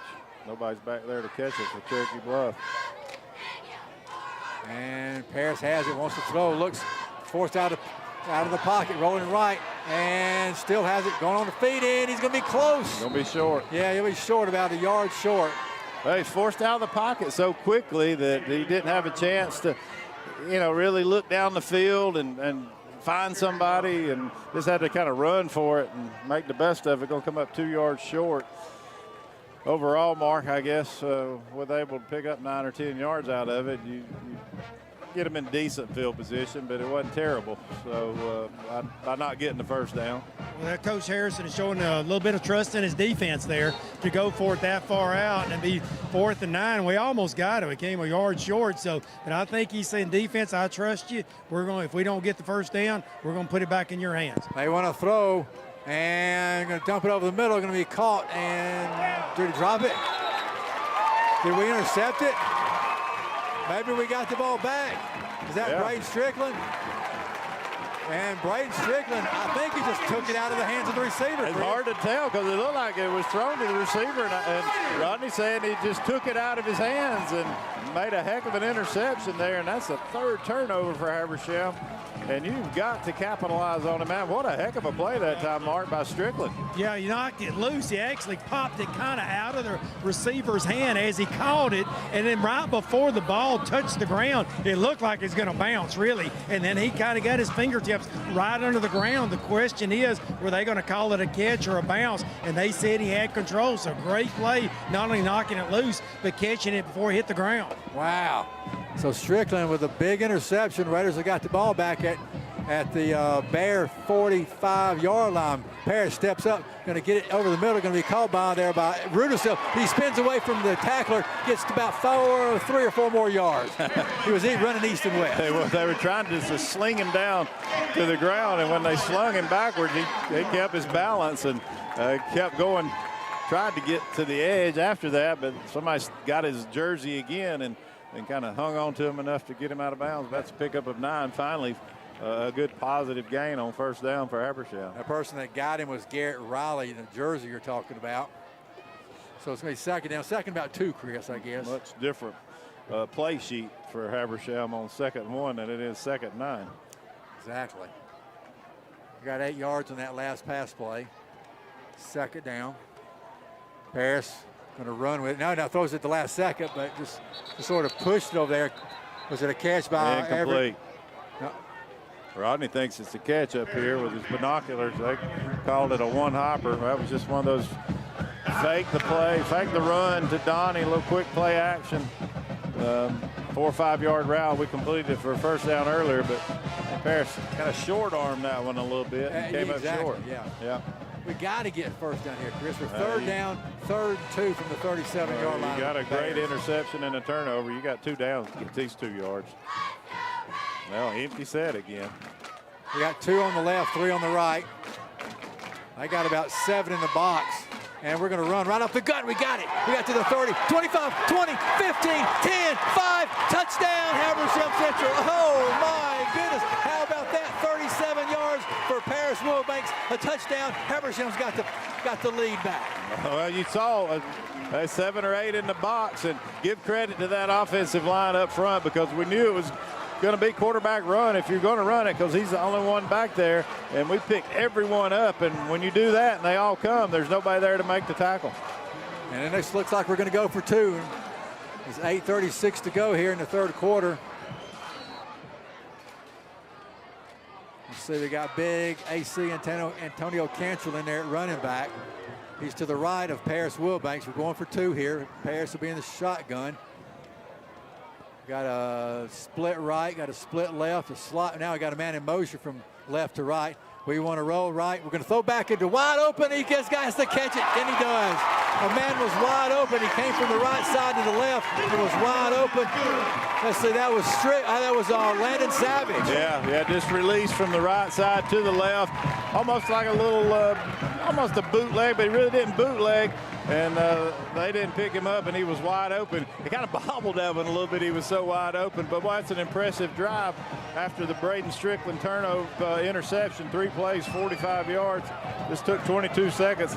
That scoring drive brought to you by the good folks over there at Lake Hartwell Chevrolet on Big A Road in Toccoa, Georgia, home of the lifetime warranty on your used and new car. And, Mark, that's what you have to do when you get a turnover, turn it into points. Yeah, I like the way we kind of balanced. We had a couple of runs, but mostly was the pass. And then by going 5 wide, they're thinking, well, they're throwing it so much, they're going to throw it. So they spread out with our formation, left the middle wide open. Good blocking on the point of attack to spring Paris, and he was untouched through the middle there. Just ran right in A gap. There was nobody there because of the formation. So great call. And then I like the 2-point conversion, the old tight end throwback. Everything sprint out to the right, throw it back to the left to the tight end, wide open, so a good 2-point conversion. And they catch it at the 2-yard line to the 10, to the 15, to the 20. Oh, no. That's a block 30, in the back. 35-40, and, he's still on his feet and brought down. Looked like maybe in a horse collar, too, Chris. Yeah, that one's coming back. That was great pursuit that time for Habersham. Yeah, that was Donnie, I think, running down the field, was going to make the tackle, and he got pushed in the back. Very easy call, and that one will come back. Yeah, he blocked him about the 15, the flag's laid on the 13. It was right in that area, so might be a half a distance to the goal. Yeah, it's right on the 13-yard line, yeah. You could see it coming. I think, I don't know the number for Cherokee Bluff, but you could see him. You just knew he was going to block Donnie in the back, and he did. And so now they'll be at the 7-yard line. Yes, inside the 10 at the 7-yard line, Chris. Exactly right. So 1st and 10. This is probably their worst starting position of the game. Yeah, easily. 8:27 to go. Habersham up by 7 now. Bears have the ball, working left to right, and they get it. Oh, there they go. They slipped up around the 12-yard line. Tackle was by, or rather the rush was by Perkle. Tackle was made by Rudisil. That was power run there off left tackle. Flip the tight end and the slot back over to the left side. You knew that's where the ball was going. They just blocked it up very well. Second down. Second down about 4.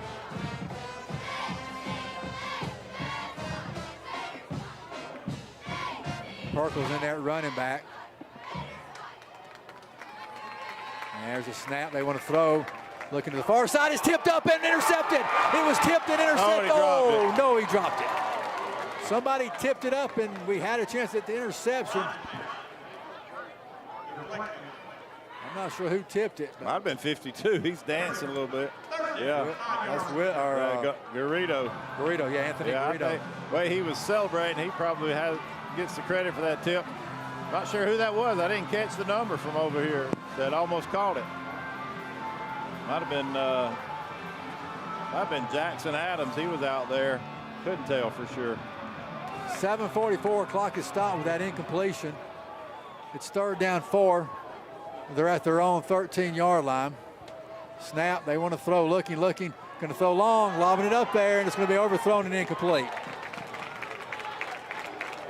So they're going to have to punt the ball away from their own end zone. Well, that call surprises me just a little bit, just because the one-on-one matchup, you know, if it does get intercepted, it's almost like a punt, but you feel like you could probably get that 4 yards maybe with something a little different, but nonetheless, Habersham will take it a first 3 and out, I think, guys, for them all night long, and it comes at a good time.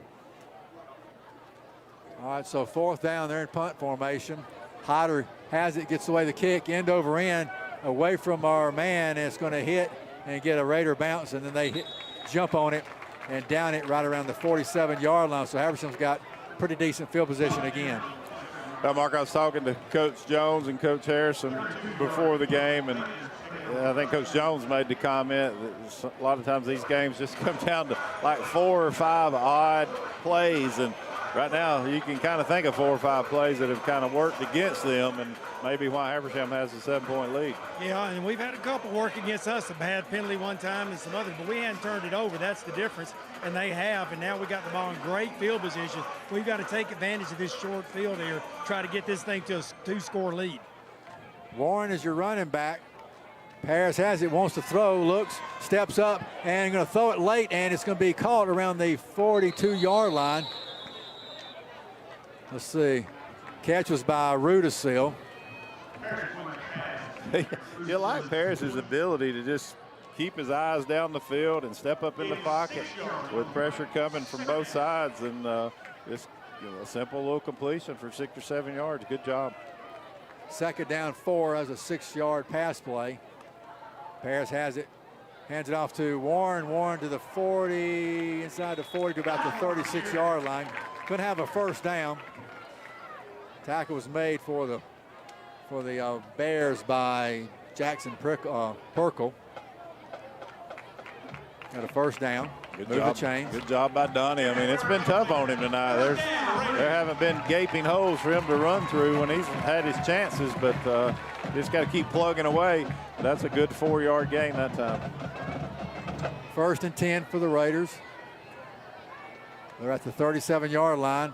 And the quarterback looked like he lost it, dropped it on the ground, picked it up, and nobody was touching him. He picked it up and got a 1st down. Well, it was a low snap, and it was going to be that read play, and the timing was way off. By the time he got the ball up, he really couldn't read it or give it to Donnie, so he just ran it over here to the left. Like you said, though, David, where nobody was again. Yeah. That's twice that's happened for him, and that's a big 10-yard gain. Well, actually, they give him 12 yards. Yeah, Paris now with 12 rushes, 112 yards on the ground.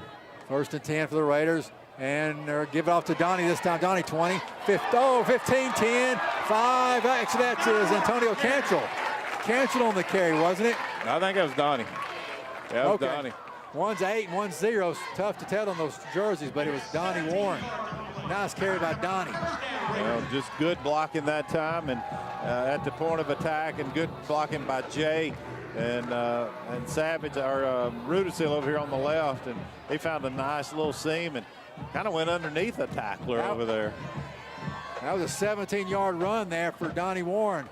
First down for the Raiders, going to give it all. No, quarterback's going to keep it. He'll lose a couple of yards. If that was a read, he probably made the wrong read. Nobody was there on the edge, but it could have been a design keep play, and that's a loss of about 4. And I can bring it second goal from the 11. That brings it second down. I'm going to say hello to Jane and Skip Johnston, former coach here at Habersham Central, listening to us somewhere in this world. I'm not sure exactly where they are, Chris. Second down and goal. We're inside let's see, about the 12-yard line. And we want to throw, looking, pressured out of the pocket, looks, going to lob it up in there, incomplete.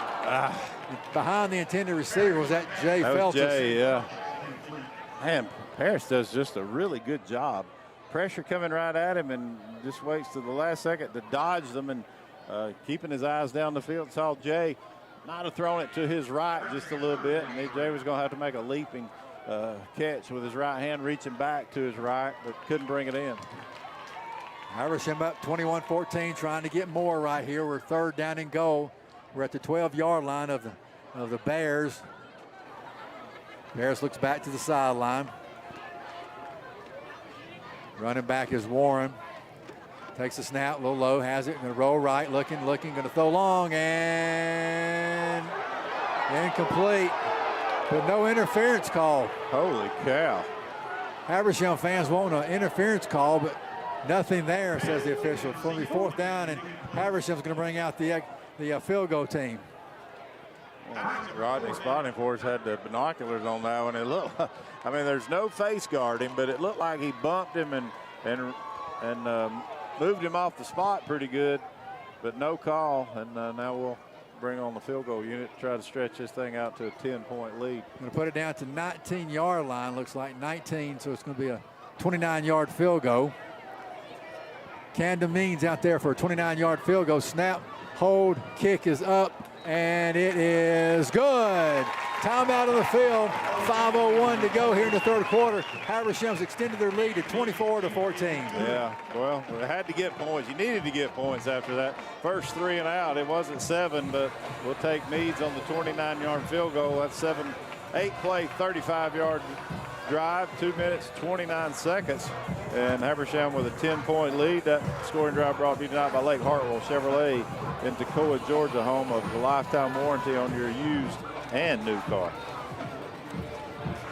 And we're getting to say that scoring drive quite a bit here tonight. That's several scoring drives for both teams. Habersham, Mark, been able to capitalize on those turnovers. You certainly like to got 7 there, but the loss of downs on that first play really hurt you. Yeah, we moved it early on that drive, even though it was a short drive. We moved it, got it down inside the 10, but then we had a first down loss of 4 yards. That kind of threw the timing off. Had a couple of shots that came up short, but still came away with the 3 points.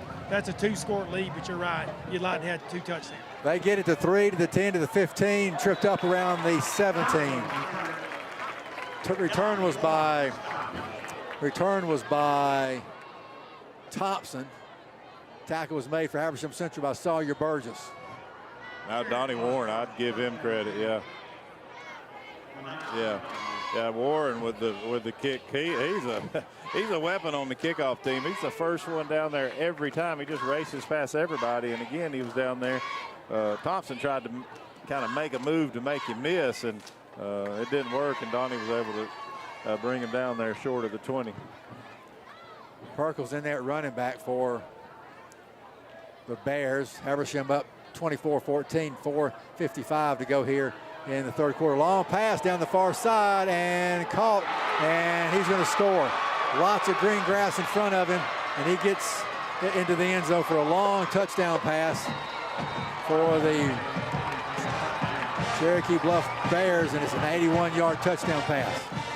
Well, I mean, Mark would put them on a lot of islands out there, and that's man-to-man coverage. The perfect time to take that shot. That's a well-thrown ball, and that's they just beat us on that play. It looked like good coverage right until the ball got there, and then there was that one-step separation. Good throw by the quarterback. He threw it right where he had to in stride. Anything a little short, we bat it down. Anything a yard longer, they don't catch it. He threw it right where he had to. Give them credit. They had a good call. They went for the home run. They executed it and hit the long home run ball on us and brought it back to probably a 3. Now, there was a penalty on that. They're going to get him for probably unsportsmanlike contact because he threw the ball all the way deep into the end zone. So I'm not sure if we're going to take it on the and it ain't not going to take an extra point, but we should get something on the kickoff out of that. We'll see. Yeah, he spiked it pretty hard, and can't do that in high school, and that'll back them up 10 yards. They'll kick this one. So they do that old water bucket. Yeah. And Hyder going to kick the extra point. Snap, hold, kick is up and good. Timeout on the field. Long touchdown pass of 81 yards for Cherokee Bluff, and they now trail Habersham 24-21. Let's take a commercial break. We'll be right back here on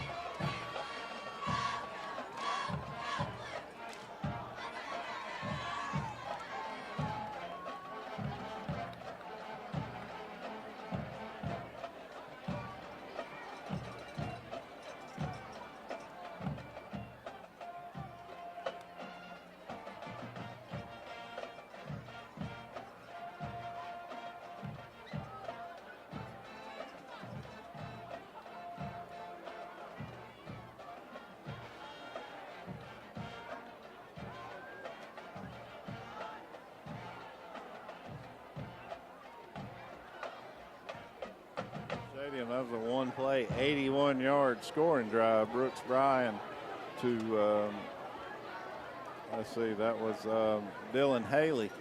And they're right back in it, 24-21. Habersham will lead. That's a Lake Hartwell Chevrolet scoring drive for you. Home of the lifetime warranty on your new or used car. And 4:44 to go here in your third quarter still.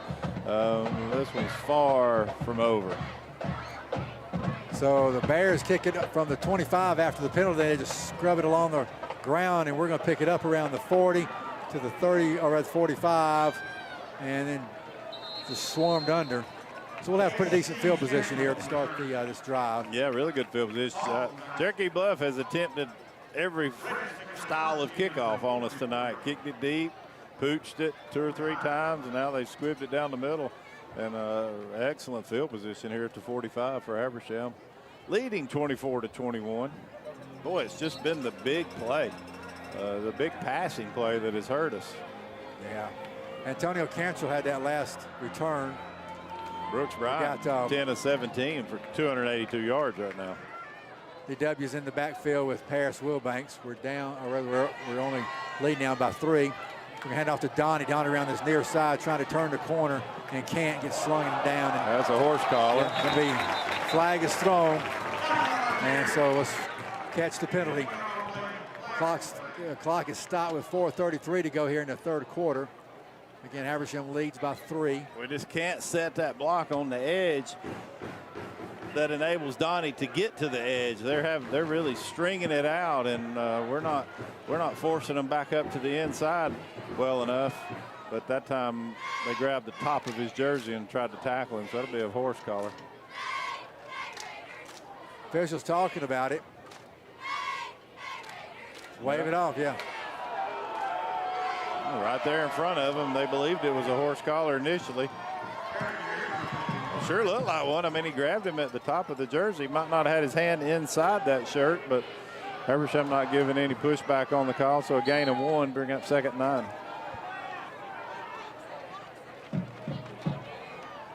Raiders looking toward the sideline.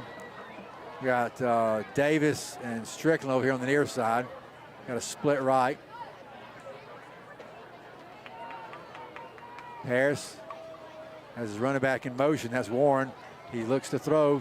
Look, stepped up, got some room to run, but throws it instead. Got it off to Jay Feltus and hit hard at the 40-yard line. Hangs on to it, got enough for the first down. Another really good play by Parrish. Just steps up. They think he might run it. He throws it to Parrish, and Jay makes a really good catch. Took a pretty good hit there too, and hung on to it. Timeout on the field, got injury, timeout. Let's take a break. 4:25 to go here in the third quarter. Habersham leads 24-21. Commercial break. We'll be right back.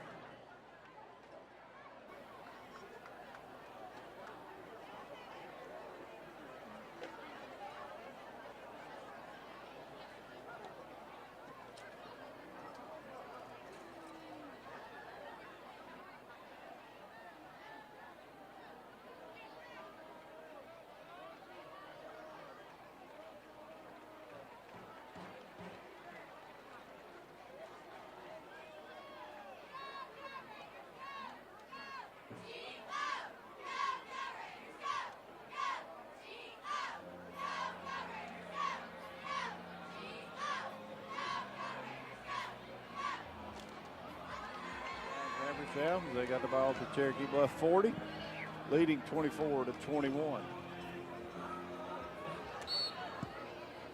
Okay, first down for the Raiders after that last pass of 14 yards.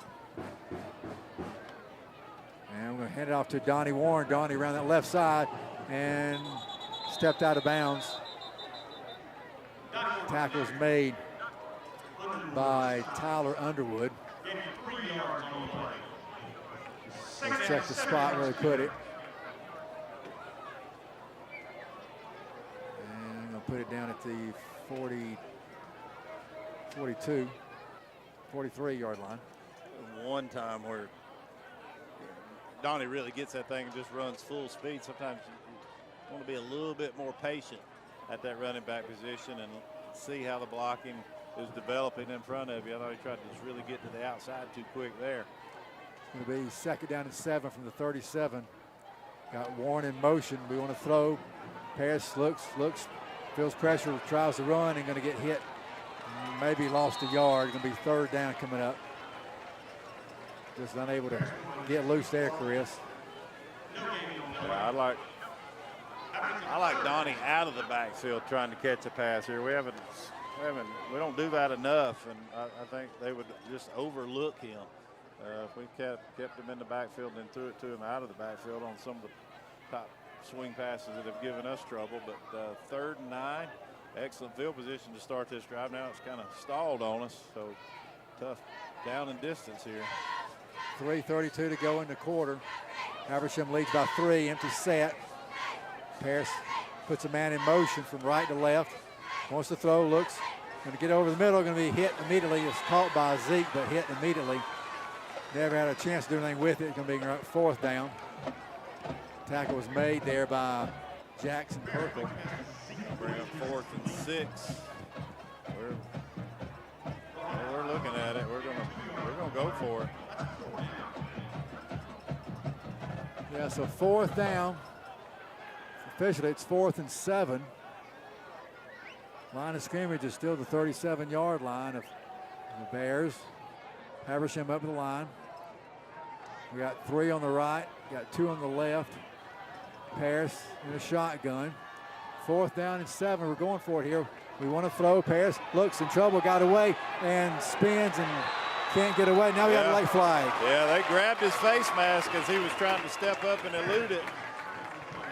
It won't be enough for a first down because it's probably the 5-yard type, but it'll make it 4th and about 2. I think it'll be the 5-yard variety. We'll Let's see. see. We haven't got anything from the official yet. Waiting to hear from. Rodney had the binoculars on it, so he had a pretty good look at it. Could be enough for a first down. Let's see what they say. Here we go. Well, they're marking it off. Yeah, it's going to be, well. Yeah, so I guess it's. What they give us? 5-yarder. So a 5-yard face mask there. So Habersham's now got 4th down, 4th and about 2. Well, they came with 7 up the middle with pressure. Let's see what they do here on 4th and 2. Empty set. Parrish is going to keep it himself, try to find some running room, and won't do it, won't get anywhere near close.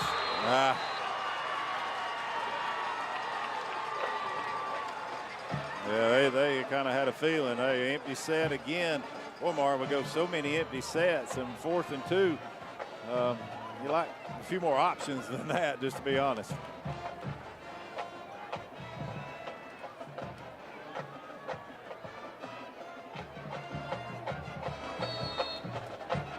$2:30 to go here in the third quarter. What do you got, Mark?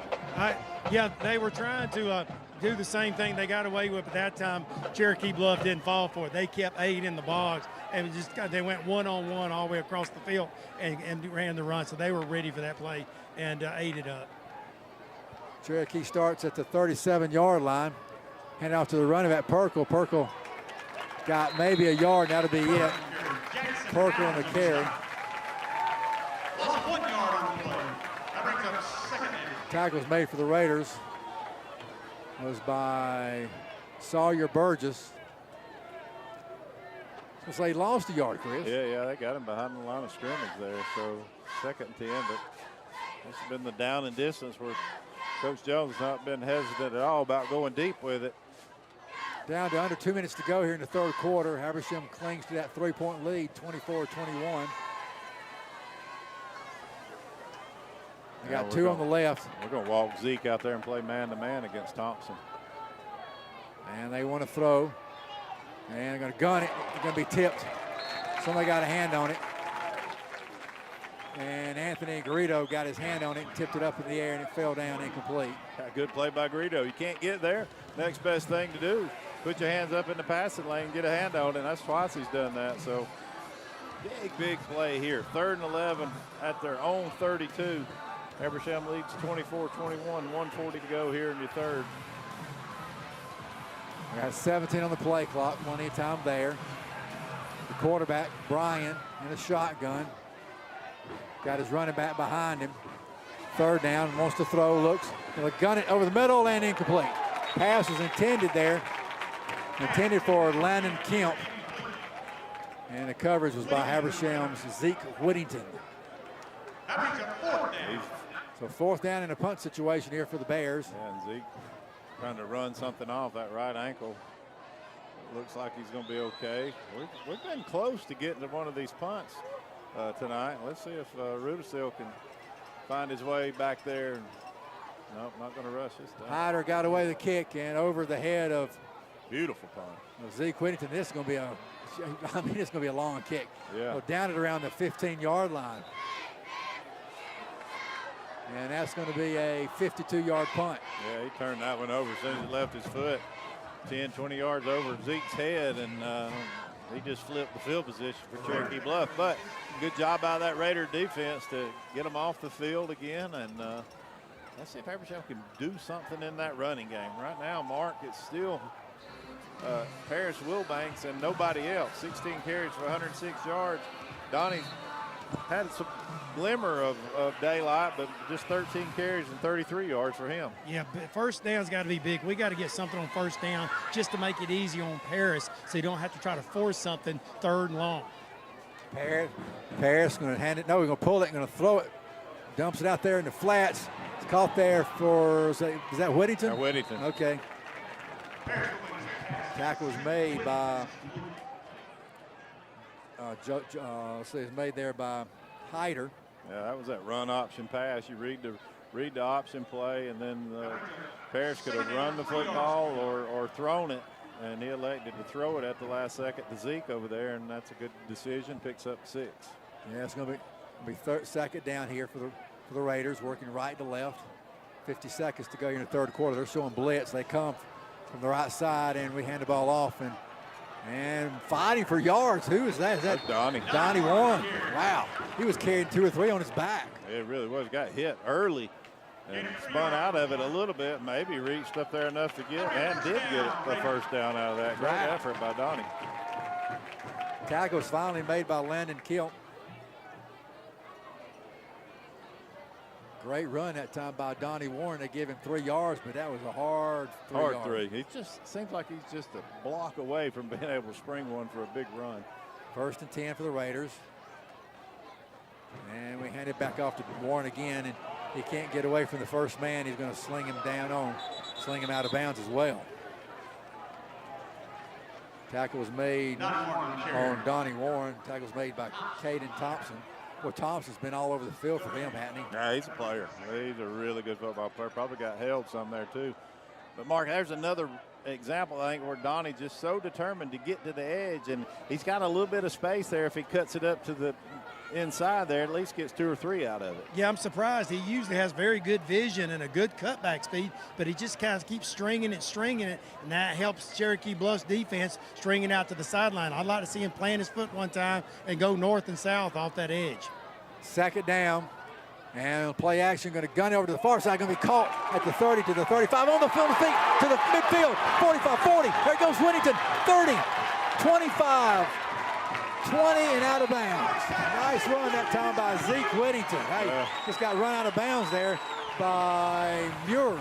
Well, he broke away from everybody. Just a quick slant over there, man to man.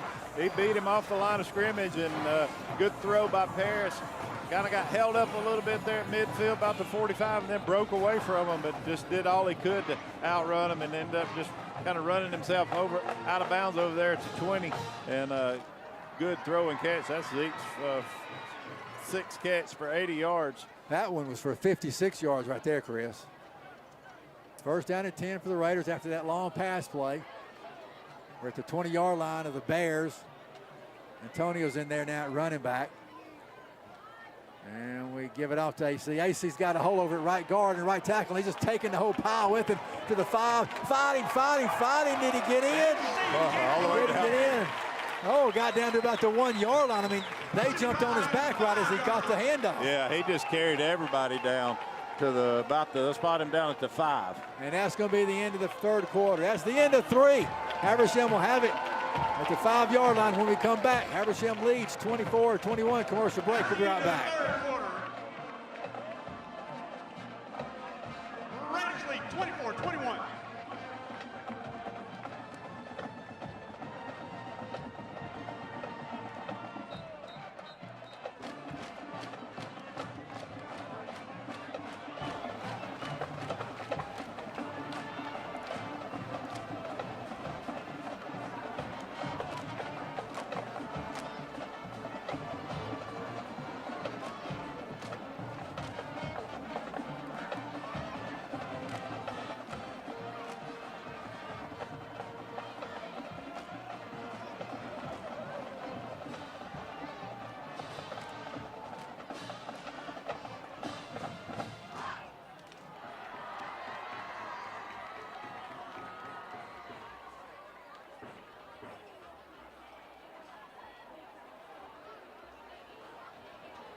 First and go from the 5.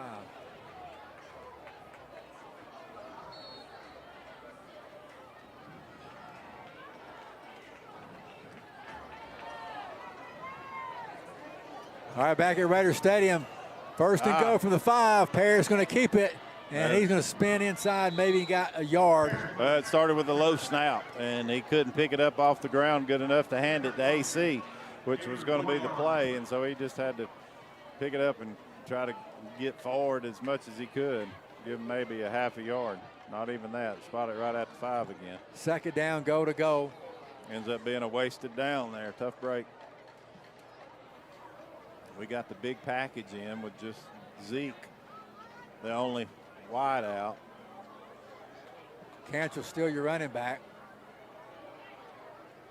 Paris puts Zeke Whittington in motion from right to left and hands it off to Antonio Cantrell. Cantrell driving. He's going to go. Got tripped up and got down to the 1-yard line. Tackle was made by Landon Kemp. He tripped him up. It's going to be 3rd down and go to go. We got 2 shots from the 1, Chris. Yeah, no doubt. I think we're going to go right back to the same play. 3rd and goal to go. Try to stick it up inside the tackles this time, but it's going to go back to the right side. Cantrell's got, let's see, he's got the handoff, and it won't get in. Oh, they blitzed heavy up the middle. We didn't pick him up, and they just ate him up. Tackle was led there by Haley. They came with more people than we could pick up, I think, and block. Coach probably going to think about this one for about 30 seconds as he looks over at that play clock. We're in the fourth and final period. Habersham leads 24-21, and now we got a timeout. Timeout. Let's keep it right here. Guys, you talk about it, see what you think we need to do here on fourth down. Well, they knew we were going to run it, and Mark, they just loaded the box and took it away from us. And if you kick the field goal, a touchdown, you still don't have the lead with a made extra point. So you almost need to go for it here. Yeah, I think he will. I'll be surprised if he kicks the field goal just for that point, Chris, rather than trying to get that 6-point lead. Just don't feel comfortable with right here, especially when you got the ball down to the 1-yard line with 2 shots at it and then end up losing 2 there. So I just feel like Coach Harrison wants to come out of this with a touchdown. If he doesn't get it, they got to go 98, 97 yards for their drive, which they show they can do with their long passing game. But I still think he's going to go for it. Looks like he is. That we'll throw it somehow, probably try to get Paris out of the pocket some way, somehow, so he has a run-pass option. But they're still trying to get the right personnel out there. There he goes. So, yeah, they're going for it. It'll be some kind of run-pass option with Paris and try to find somebody in the end zone on a crossing pattern. It's a big play right here. Yeah, it certainly opens up the playbook here. You're not just going to try to run it in. We're going to spread the field and an empty set. Try to make something happen. All right, so, well, no, that's right. Antonio Cancel's back there. He's to the left of Paris Wilbanks. There's a snap, a little low, and we pick it up. Now we're going to run to the right side, and we'll get in. Does he get in? We'll mark him a half a yard short. Wow. He probably needed to just throw it to, I think that was Rudisil. I thought that might be breaking open right at the goal line, and he thought he could stick it in and give them credit. They came up with a big tackle, and he just couldn't quite reach across the goal line. Remember, Mark, all that football's got to do is just touch the front of that white line, but they'll say they held him out. It's close. It looked like he might have got his arm over. Paris is arguing the point that he got his arm over the goal line, but they're not giving it to us. Matter of fact, they're marking it a full yard out rather than right at the goal line. So it was bang, bang right at it, but they said he was short. 24-21. Habersham still leads by 3. They got the ball deep in their own territory at the 1-yard line. Going to throw up a long one, and it's going to be incomplete. Intercepted by Habersham. We've got the ball back 20, 15, 10. Got a flag on the play, and we get in for the touchdown, but hold everything. We got 2 flags out there. We got 1 flag on this side, 1 over there at the play, which looked like would be pass interference. But I've never seen a pass interference call where the defender made an interception like that. And they'll say he ran into the receiver. It was underthrown a little bit. But what's this flag over here in front of the Raider bench? Well, did they blow the play dead before we got to the end zone? The flag over here may be a sideline warning. We got off on the field. Officials are talking about it. This one interesting. It was underthrown. Might have caused us to run into the receiver, but remember, there's no face guarding call. But he turned around and made the play on the ball and called it. So here comes the official apparently to talk to, or pick up the flag, one or the other. Talking to Coach Jones. And they're going to have to call interference. Interference. Rodney's thinking they call it against That's Cherokee what they pointed Bluff. to. They pointed that way toward them. Nah, I just don't see how it goes against them. He was just trying to, I don't know. That's a bizarre play, Mark. You have offensive pass interference or defensive pass interference called on the guy that makes an interception.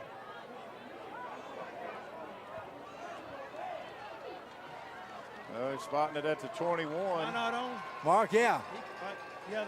I guess they're calling the interference before the ball got there because he was step for step with him. You can face guard in high school football, so I'm kind of surprised. That looked like they were just going, but like he said, the ball was underthrown. I guess the receiver slowed down just enough for him to consider that pass interference before the ball got there, even though he picked it off. Why is it spotted at the 21, though? The ball was on the 1. Well, and then we got a 5-yard penalty for sideline. That's sideline. our second sideline warning. They're going to run the ball over at Forgot about that penalty. right tackle. That rush was by, let's see, Perkle again. And the tackle for Habersham was made by our defensive end, Austin Williams. Second down and 9, only got a yard on that last play. Cherokee's got the ball. They want to throw coming to the near side. Going to be caught and upended pretty quick after he caught it. Tackle was made by Braden Strickland. Catch was by the Bears' Millsap. Strickland was man-to-man against Thompson. I'll tell you what, we put our cornerbacks in some doggone tough spots. Now they're stop and play again. He had to leave Thompson to come up and make the play because nobody else was there, but he recognized it was going to go in the flats. And now their officials are conferring again about something. I'm sure with this back official is. Oh, okay. They're talking like the band may be the problem.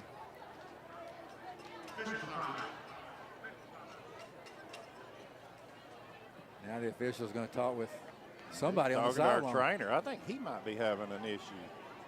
Mark, what you got? One of the referees got hit on one of the plays back there, and he's feel like he's not feeling good. So we got a referee on the sideline that's not feeling good. So he's coming off right now, needs a moment. I don't know if he's leaving or not. He's talking to the trainer right now. He's but it's acting like he's it's just a gonna referee leave. problem. We got 9:14 to go here in the game. It's 24-21. Coming up after our broadcast will be scoreboard with Joe Williams and Jeff Wilson and Jay Stone, Antonio Harmonson. Whatever he's feeling, he's just kind of checking himself out of the game, and the trainers he are kind said he possible concussion is what he's saying. He said he feels like he's got a concussion. Man, you bang heads up here all the time. We've never left, Man, have we? I mean, I wondered when he went past the head official and looked like he was going to leave the field what was going on. But he's not waiting around for anybody to really help him. He's going over there. They get dressed and change over there in the softball field house. That's where he's headed. So are we going to go one short? I guess so. All right, so it's going to be 3rd down, 6 yards. They're at their own 25-yard line. They're working right to left. Big play here, 3rd down, 3rd and 6. The running back is Perkle. Quarterback in the shotgun. They got a man in motion. And they want to throw it, and they gun it. Bryan going to throw it to a wide open receiver and going to be knocked out of bounds on that far side. Catch was made there by Millsap. Pushed out of bounds by Sonny Sataphone, and they got good yards there all the way up to about the 44-yard line. Just a little bootleg rollout, man-to-man coverage over there, and he got open. Good throw by Bryan. Got 20 yards on that play.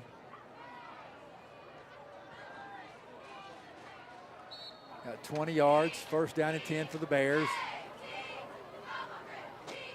They're at their own 45-yard line.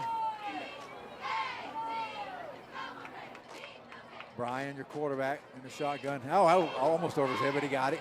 In trouble, and he's going to try to scramble for some yards. Throws it, and he got it off into the hands of Haley, and Haley had it. And the tackle was immediately made by Strickland. Well, that was their only bad snap of the night. It was almost very costly. Bryan was able to get a hand on it and bring it down, and then makes another play with his feet. Then throws a little pass out here to the sideline for a 3 or 4 yard gain. Looked like a really disastrous play for him. 8:20 to go here in the game. Habersham clings to a 3-point lead. The Bears have the ball. They're 2nd and 7. They're at their own 48-yard line. Got a new quarterback in the ball game. That's Thompson. Thompson's going to take it and dump it off. And they want to throw a pass and going to throw it down the field. It's going to be incomplete. And they'll score. Well, Touchdown. He threw it over there, ran a little reverse to the quarterback. He lined up at wide out, and then he immediately stopped and just threw a crossing pattern. And I think we had two guys that were about to collide defensively, and we didn't make a play on the receiver or the ball, and he catches it and just runs to the end zone untouched. And, boy, we were knocking on the door. Third goal from the one, and now all of a sudden Cherokee Bluff with an extra point can make it a 4-point game. That was a 52-yard pass play for a touchdown. Thrown by their quarterback, Brooks Bryan. And Hyder made the catch. Or actually, he's in there for the extra point. Hyder in there for the extra point. Kick is up, and it is good. 7:56 to go. Yeah, huge scoring drive. 5 plays. It only took them to go 99 yards and only took them 2 minutes and 14 seconds. That's the upside of that play for Habersham is you get the ball back quickly with a lot of time, only trailing by 4, but that's another scoring drive brought to you tonight by Lake Hartwell Chevrolet over on Big A Road in Toccoa, Georgia, home of that lifetime warranty on your new or used car. Mark, right now, Brooks Bryan looks like a lot of really good quarterbacks. Just name them. 14 of 24 for 360 yards, and he's just chewing the secondary up for Habersham Central. 3 touchdowns. Yeah, we blew the pregame with our power running game, and yeah, we blew that. And they're showing Ryan is the real thing. They lined up Thompson in the backfield that time, ran a little reverse back to Brian. We had it covered actually, but the receiver just crossed right in front of both defenders and made a catch, and it was of course an easy score after that. So yeah, Brian's showing him he can throw the ball. A kick along the ground and it's picked up by Jay Feltus, and he's going to get up to the 40-yard line. So he's playing shortstop, made a nice fielded it nicely and got it to the 40-yard line. So pretty decent field position. Great field position. I mean, they kicking it like that tells you that they believe we can just give you good field position and we're not worried about it. We can stop you. But Habersham Central's moved the football. We've just been our own worst enemy at times and haven't been able to convert and capitalize. And now you got another chance. You're down by 4. Touchdown gives you a lead, and you just got to be able to execute here with 7:48 to go. So first down and 10. We're at our own 41-yard line. Moving toward the ladies softball field, left to right. Got Rudisill in motion. And we give it off to the running back, and going to try to bounce it outside. Can't, loses a yard. That was Donnie Warren. There we go. Another first down play with no yardage, and now it's 2nd and 10. We just haven't been good up the middle in the running game, and give Cherokee Bluff credit for a lot of that. Unsuccessful run attempts in between the tackles tonight. 7:23 to go here in the game. It's going to be 2nd down 10.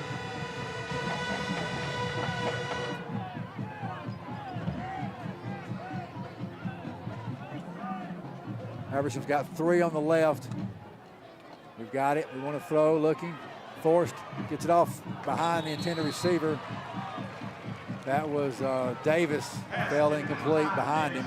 It's going to be 3rd down, 3rd and 10. A big difference in the throwing game, and Parrish had a great night. He's 14 of 23 for 217, but he's continuously having to dodge pressure and keep his eyes down the field and find somebody. Brian has been able to just sit comfortably in the pocket, and we're faced with another tough situation here, 3rd and 10. You don't want to have to punt it right back to them. Put a man in motion. That's Donnie Warren. We want to throw. Going to be incomplete. Well, and it was because he had pressure coming right at his face, and he couldn't step up and throw it. And it was short of Zeke, and that's the reason why. So Mark goes back to nothing on 1st down and faced with 2nd and 10.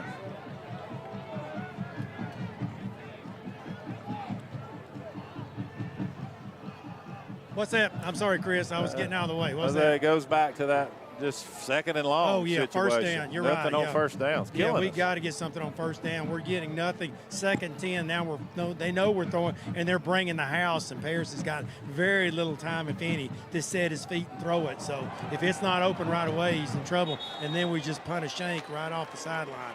right off the side of his foot. And gonna Yeah. be a good field position for Tough. Cherokee Bluff. Tough punt there for Camden Meads. Going to give him great field position. Yeah, tough break for Camden. Just got to keep his head up. That's just a drop. That's just a bad drop that causes that. I think he's just a little bit too big of a rush to try to get rid of that punt sometimes, and it causes him to make a bad drop. We had great field position. Let's see if we can negate their great field position. 6:55 to go here in the game, 28-24. Defense needs to come up big for us here. First down and 10 for the Bears. Perkles, your running back, and he takes the handoff and try to jump outside, and he's going to get to midfield. Tackle was made by Zeke Whittington. He put him down right at the midfield strike.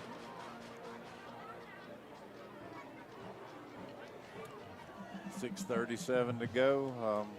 Ball at midfield. They'll definitely want to look at that power running game. Let's see if Habersham can come up with a tackle for a loss here on second down. We're right at midfield. Second down. 2nd and 5.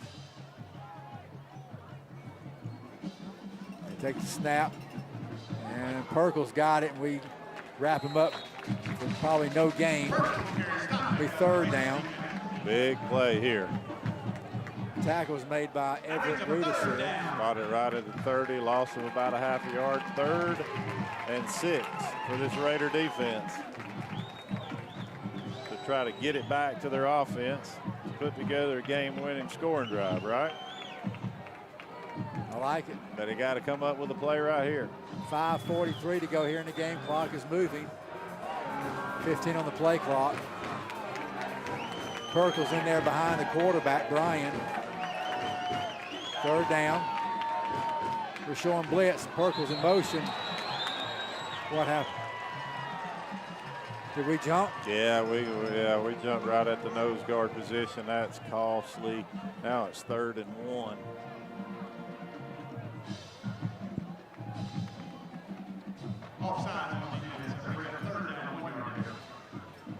So now it's going to be 3rd and 1. Goes from 3rd and 6 to 3rd and 1.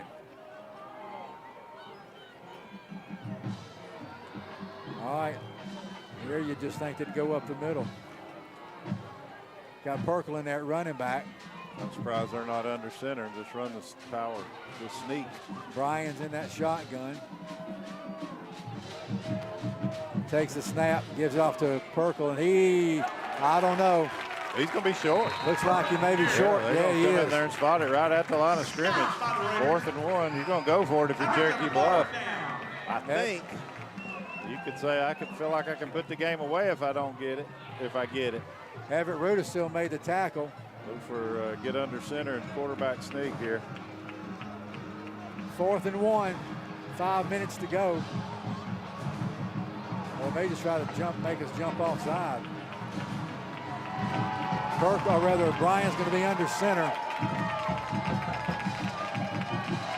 And takes it and gets the 1st down, yeah. Just went over there behind left guard. 4:44 to go here in the game.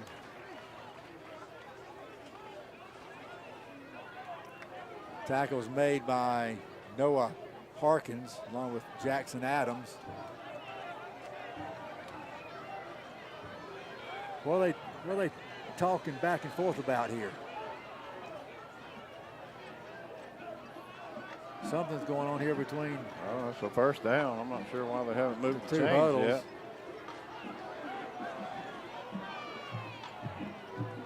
Now they finally moved the chains.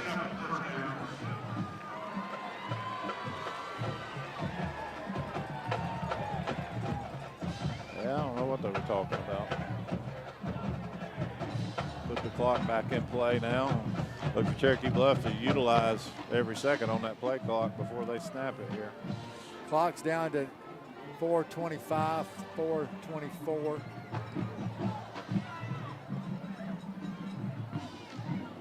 Brian going to hand it off to his running back. And he's going down that far side. Going to get inside the 25 to about the 24-yard line.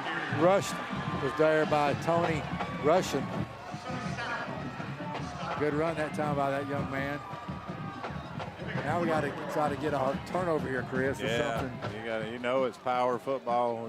Somehow or another you got to strip it away from them. That was a 19-yard run for Tony Russian.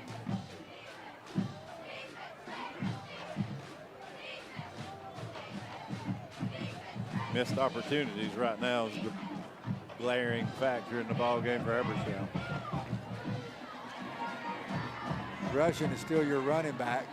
He's a big kid too, so they're just there. We're going to come right at you. And they hand it off to him, and he's going to get to about the 18-yard line.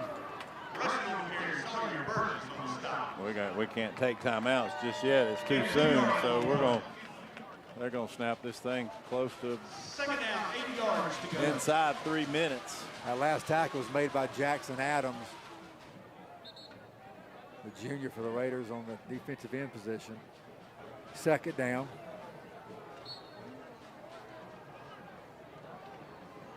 Zach Ritchie, can you come to the home side concession stand, please? Zach 28-24, Habersham trails, trying to find something to happen here, trying to cause something. Knock that ball loose somehow. Second down. Perkles, your running back, takes the handoff to the right side, and he's wrapped up maybe a yard, maybe pushed backwards. No gain on the play. Bring up third Tackle was down. made by Whittington and Etheridge. Take this one all the way down to about 2:10, 2:12 before they snap it. So Habersham will have 2 timeouts left still after this play.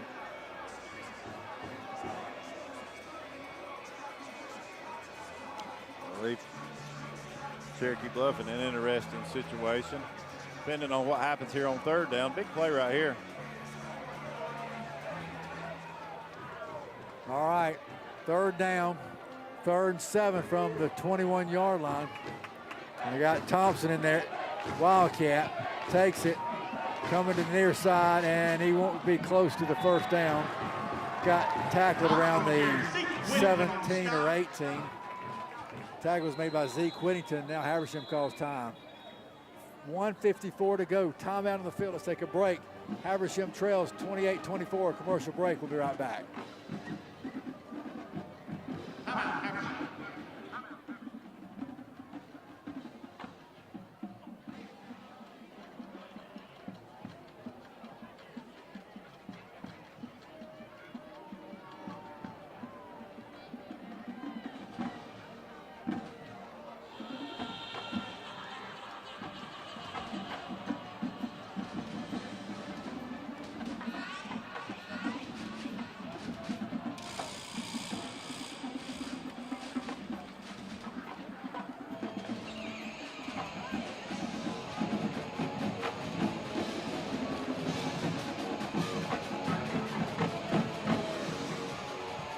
Back here at Raider Stadium, 1:54 to go. Habersham has taken a timeout, leaves them with 1.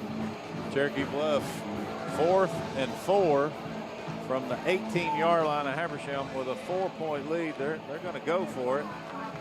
Field goal really doesn't mean anything, but they're going to kick a field goal. I'm kind of surprised. Going to bring Hyder out there. They're going to put it down at the 25. It'll be a 35-yard field goal. Gives them, I guess a field goal gives them that 7-point lead, and if they were to give up the score, it's a tie ball game instead of,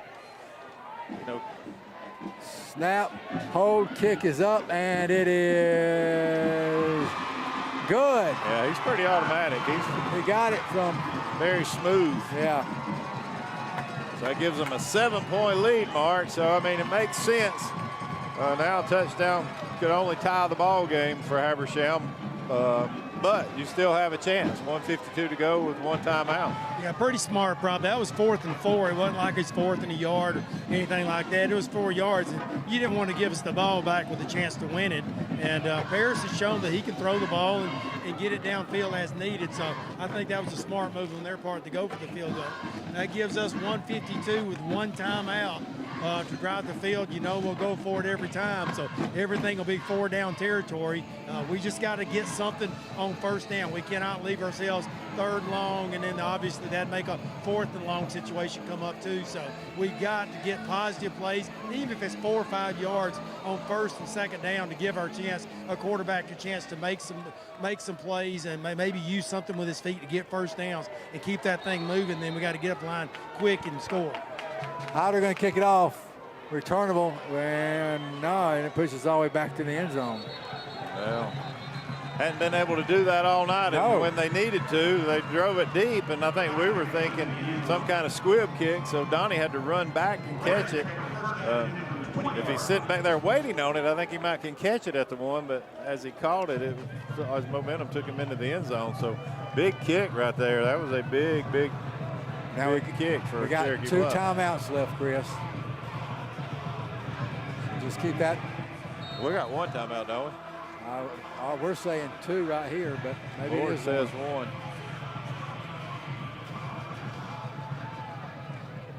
All right, so it's 1st down and 10. Raiders got to get something here. 1st and 10. Put our running back in motion. We want to throw, looking to the near side. Going to get it off to Zeke Whittington. Whittington breaks the tackle. He's at the 40, 45, 50, 45, 40, and pushed out of bounds. Just a little slant. And, you know, they're playing a little bit softer coverage, trying to keep everything in front of them. They've been up in our face out on the outside guys all night long. That time they all backed off, gave us about a 5-6 yard cushion. Just an easy little slant pattern across the middle. That was a 38-yard pass play.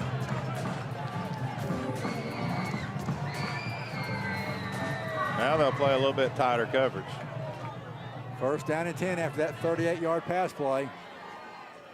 We're in Bear territory, and we're going to run it and lose a bunch of yards. Guess who? Thompson. Well, we thought we could run the football there, maybe catch them looking for pass, and again, we just can't pick up Thompson. He's the player of the game for them. Although Ryan's going to argue he's the player of the game at the quarterback position. That was a 10-yard loss. 2nd down and 20. Empty set. Paris wants to throw, looks, pressures, steps up, complete at the 40, 35, 30, and out of bounds. Nice catch, and a better run after the catch. Oh, great stiff arm by Rudisill. He catches it at the 40 and runs to the sidelines and gave a stiff arm, just pushed the defender down to the ground, which enabled him to get to the sidelines and get a new set of downs and stop the clock. Yeah, it was a 22-yard pass play for Everett Rudisill. 1st and 10 for the Raiders. 1:08 to go here in the game. Paris looks back toward the coaches for a play. Walked up there and showed blitz. Let's see if they come back with it. 10 seconds on the play clock. There's a snap, looks to throw, looks, goes right, throws on the run, going to be caught. It's going to be caught and then pushed backwards. They blow it dead. Catch was made by Zeke Whittington. Enough for a 1st down. Tackle was made there by Tyler Underwood. Another 1st down, Chris. Yeah, good job by Parrish throwing it on the move, rolling to his right. Had to kind of throw it across his body a little bit to get that one to Zeke. 13-yard pass play. And we moved. Everybody moved. Ball didn't get snapped. Not sure. Got to be against Habersham.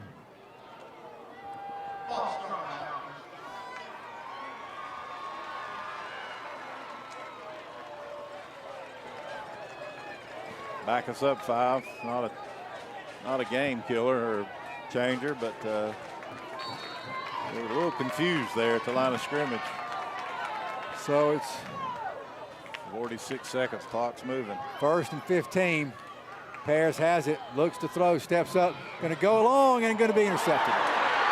That's your ball game. They've intercepted and going to try to return it down the field. And we tackle him. Got to be it. Interception was by Landon Kemp. And we got 33 seconds, so tough to snap it one time. Yeah, nice. I mean, good effort by Parrish. I mean, he had to step up in the pocket. That came with a lot of pressure, Mark. and he just overthrew his guy that time. Yeah, he was trying to hit a little skinny post there in front of the defender, but he sailed a little bit. It went over the receiver's head. Free safety just playing center field, easy catch for him. He didn't have to make a play. He just sat there and waited on it, caught it, and ran it back out to about the 25-yard line. So just trying to force something there, maybe a little quicker than we had to. Yeah, you know, that's part of the process here. You're playing your second varsity game, and you had a heck of a football game. Just missed that one, and that's not on him, though. I mean, this offense had way too many chances to kind of stretch this thing out to a 2-score lead and maybe win it, but we just couldn't execute in the red zone enough tonight. And time's going to run out. That's going to be your ball game. Cherokee Bluff going to beat Habersham Central 31-24. Habersham's record goes to 1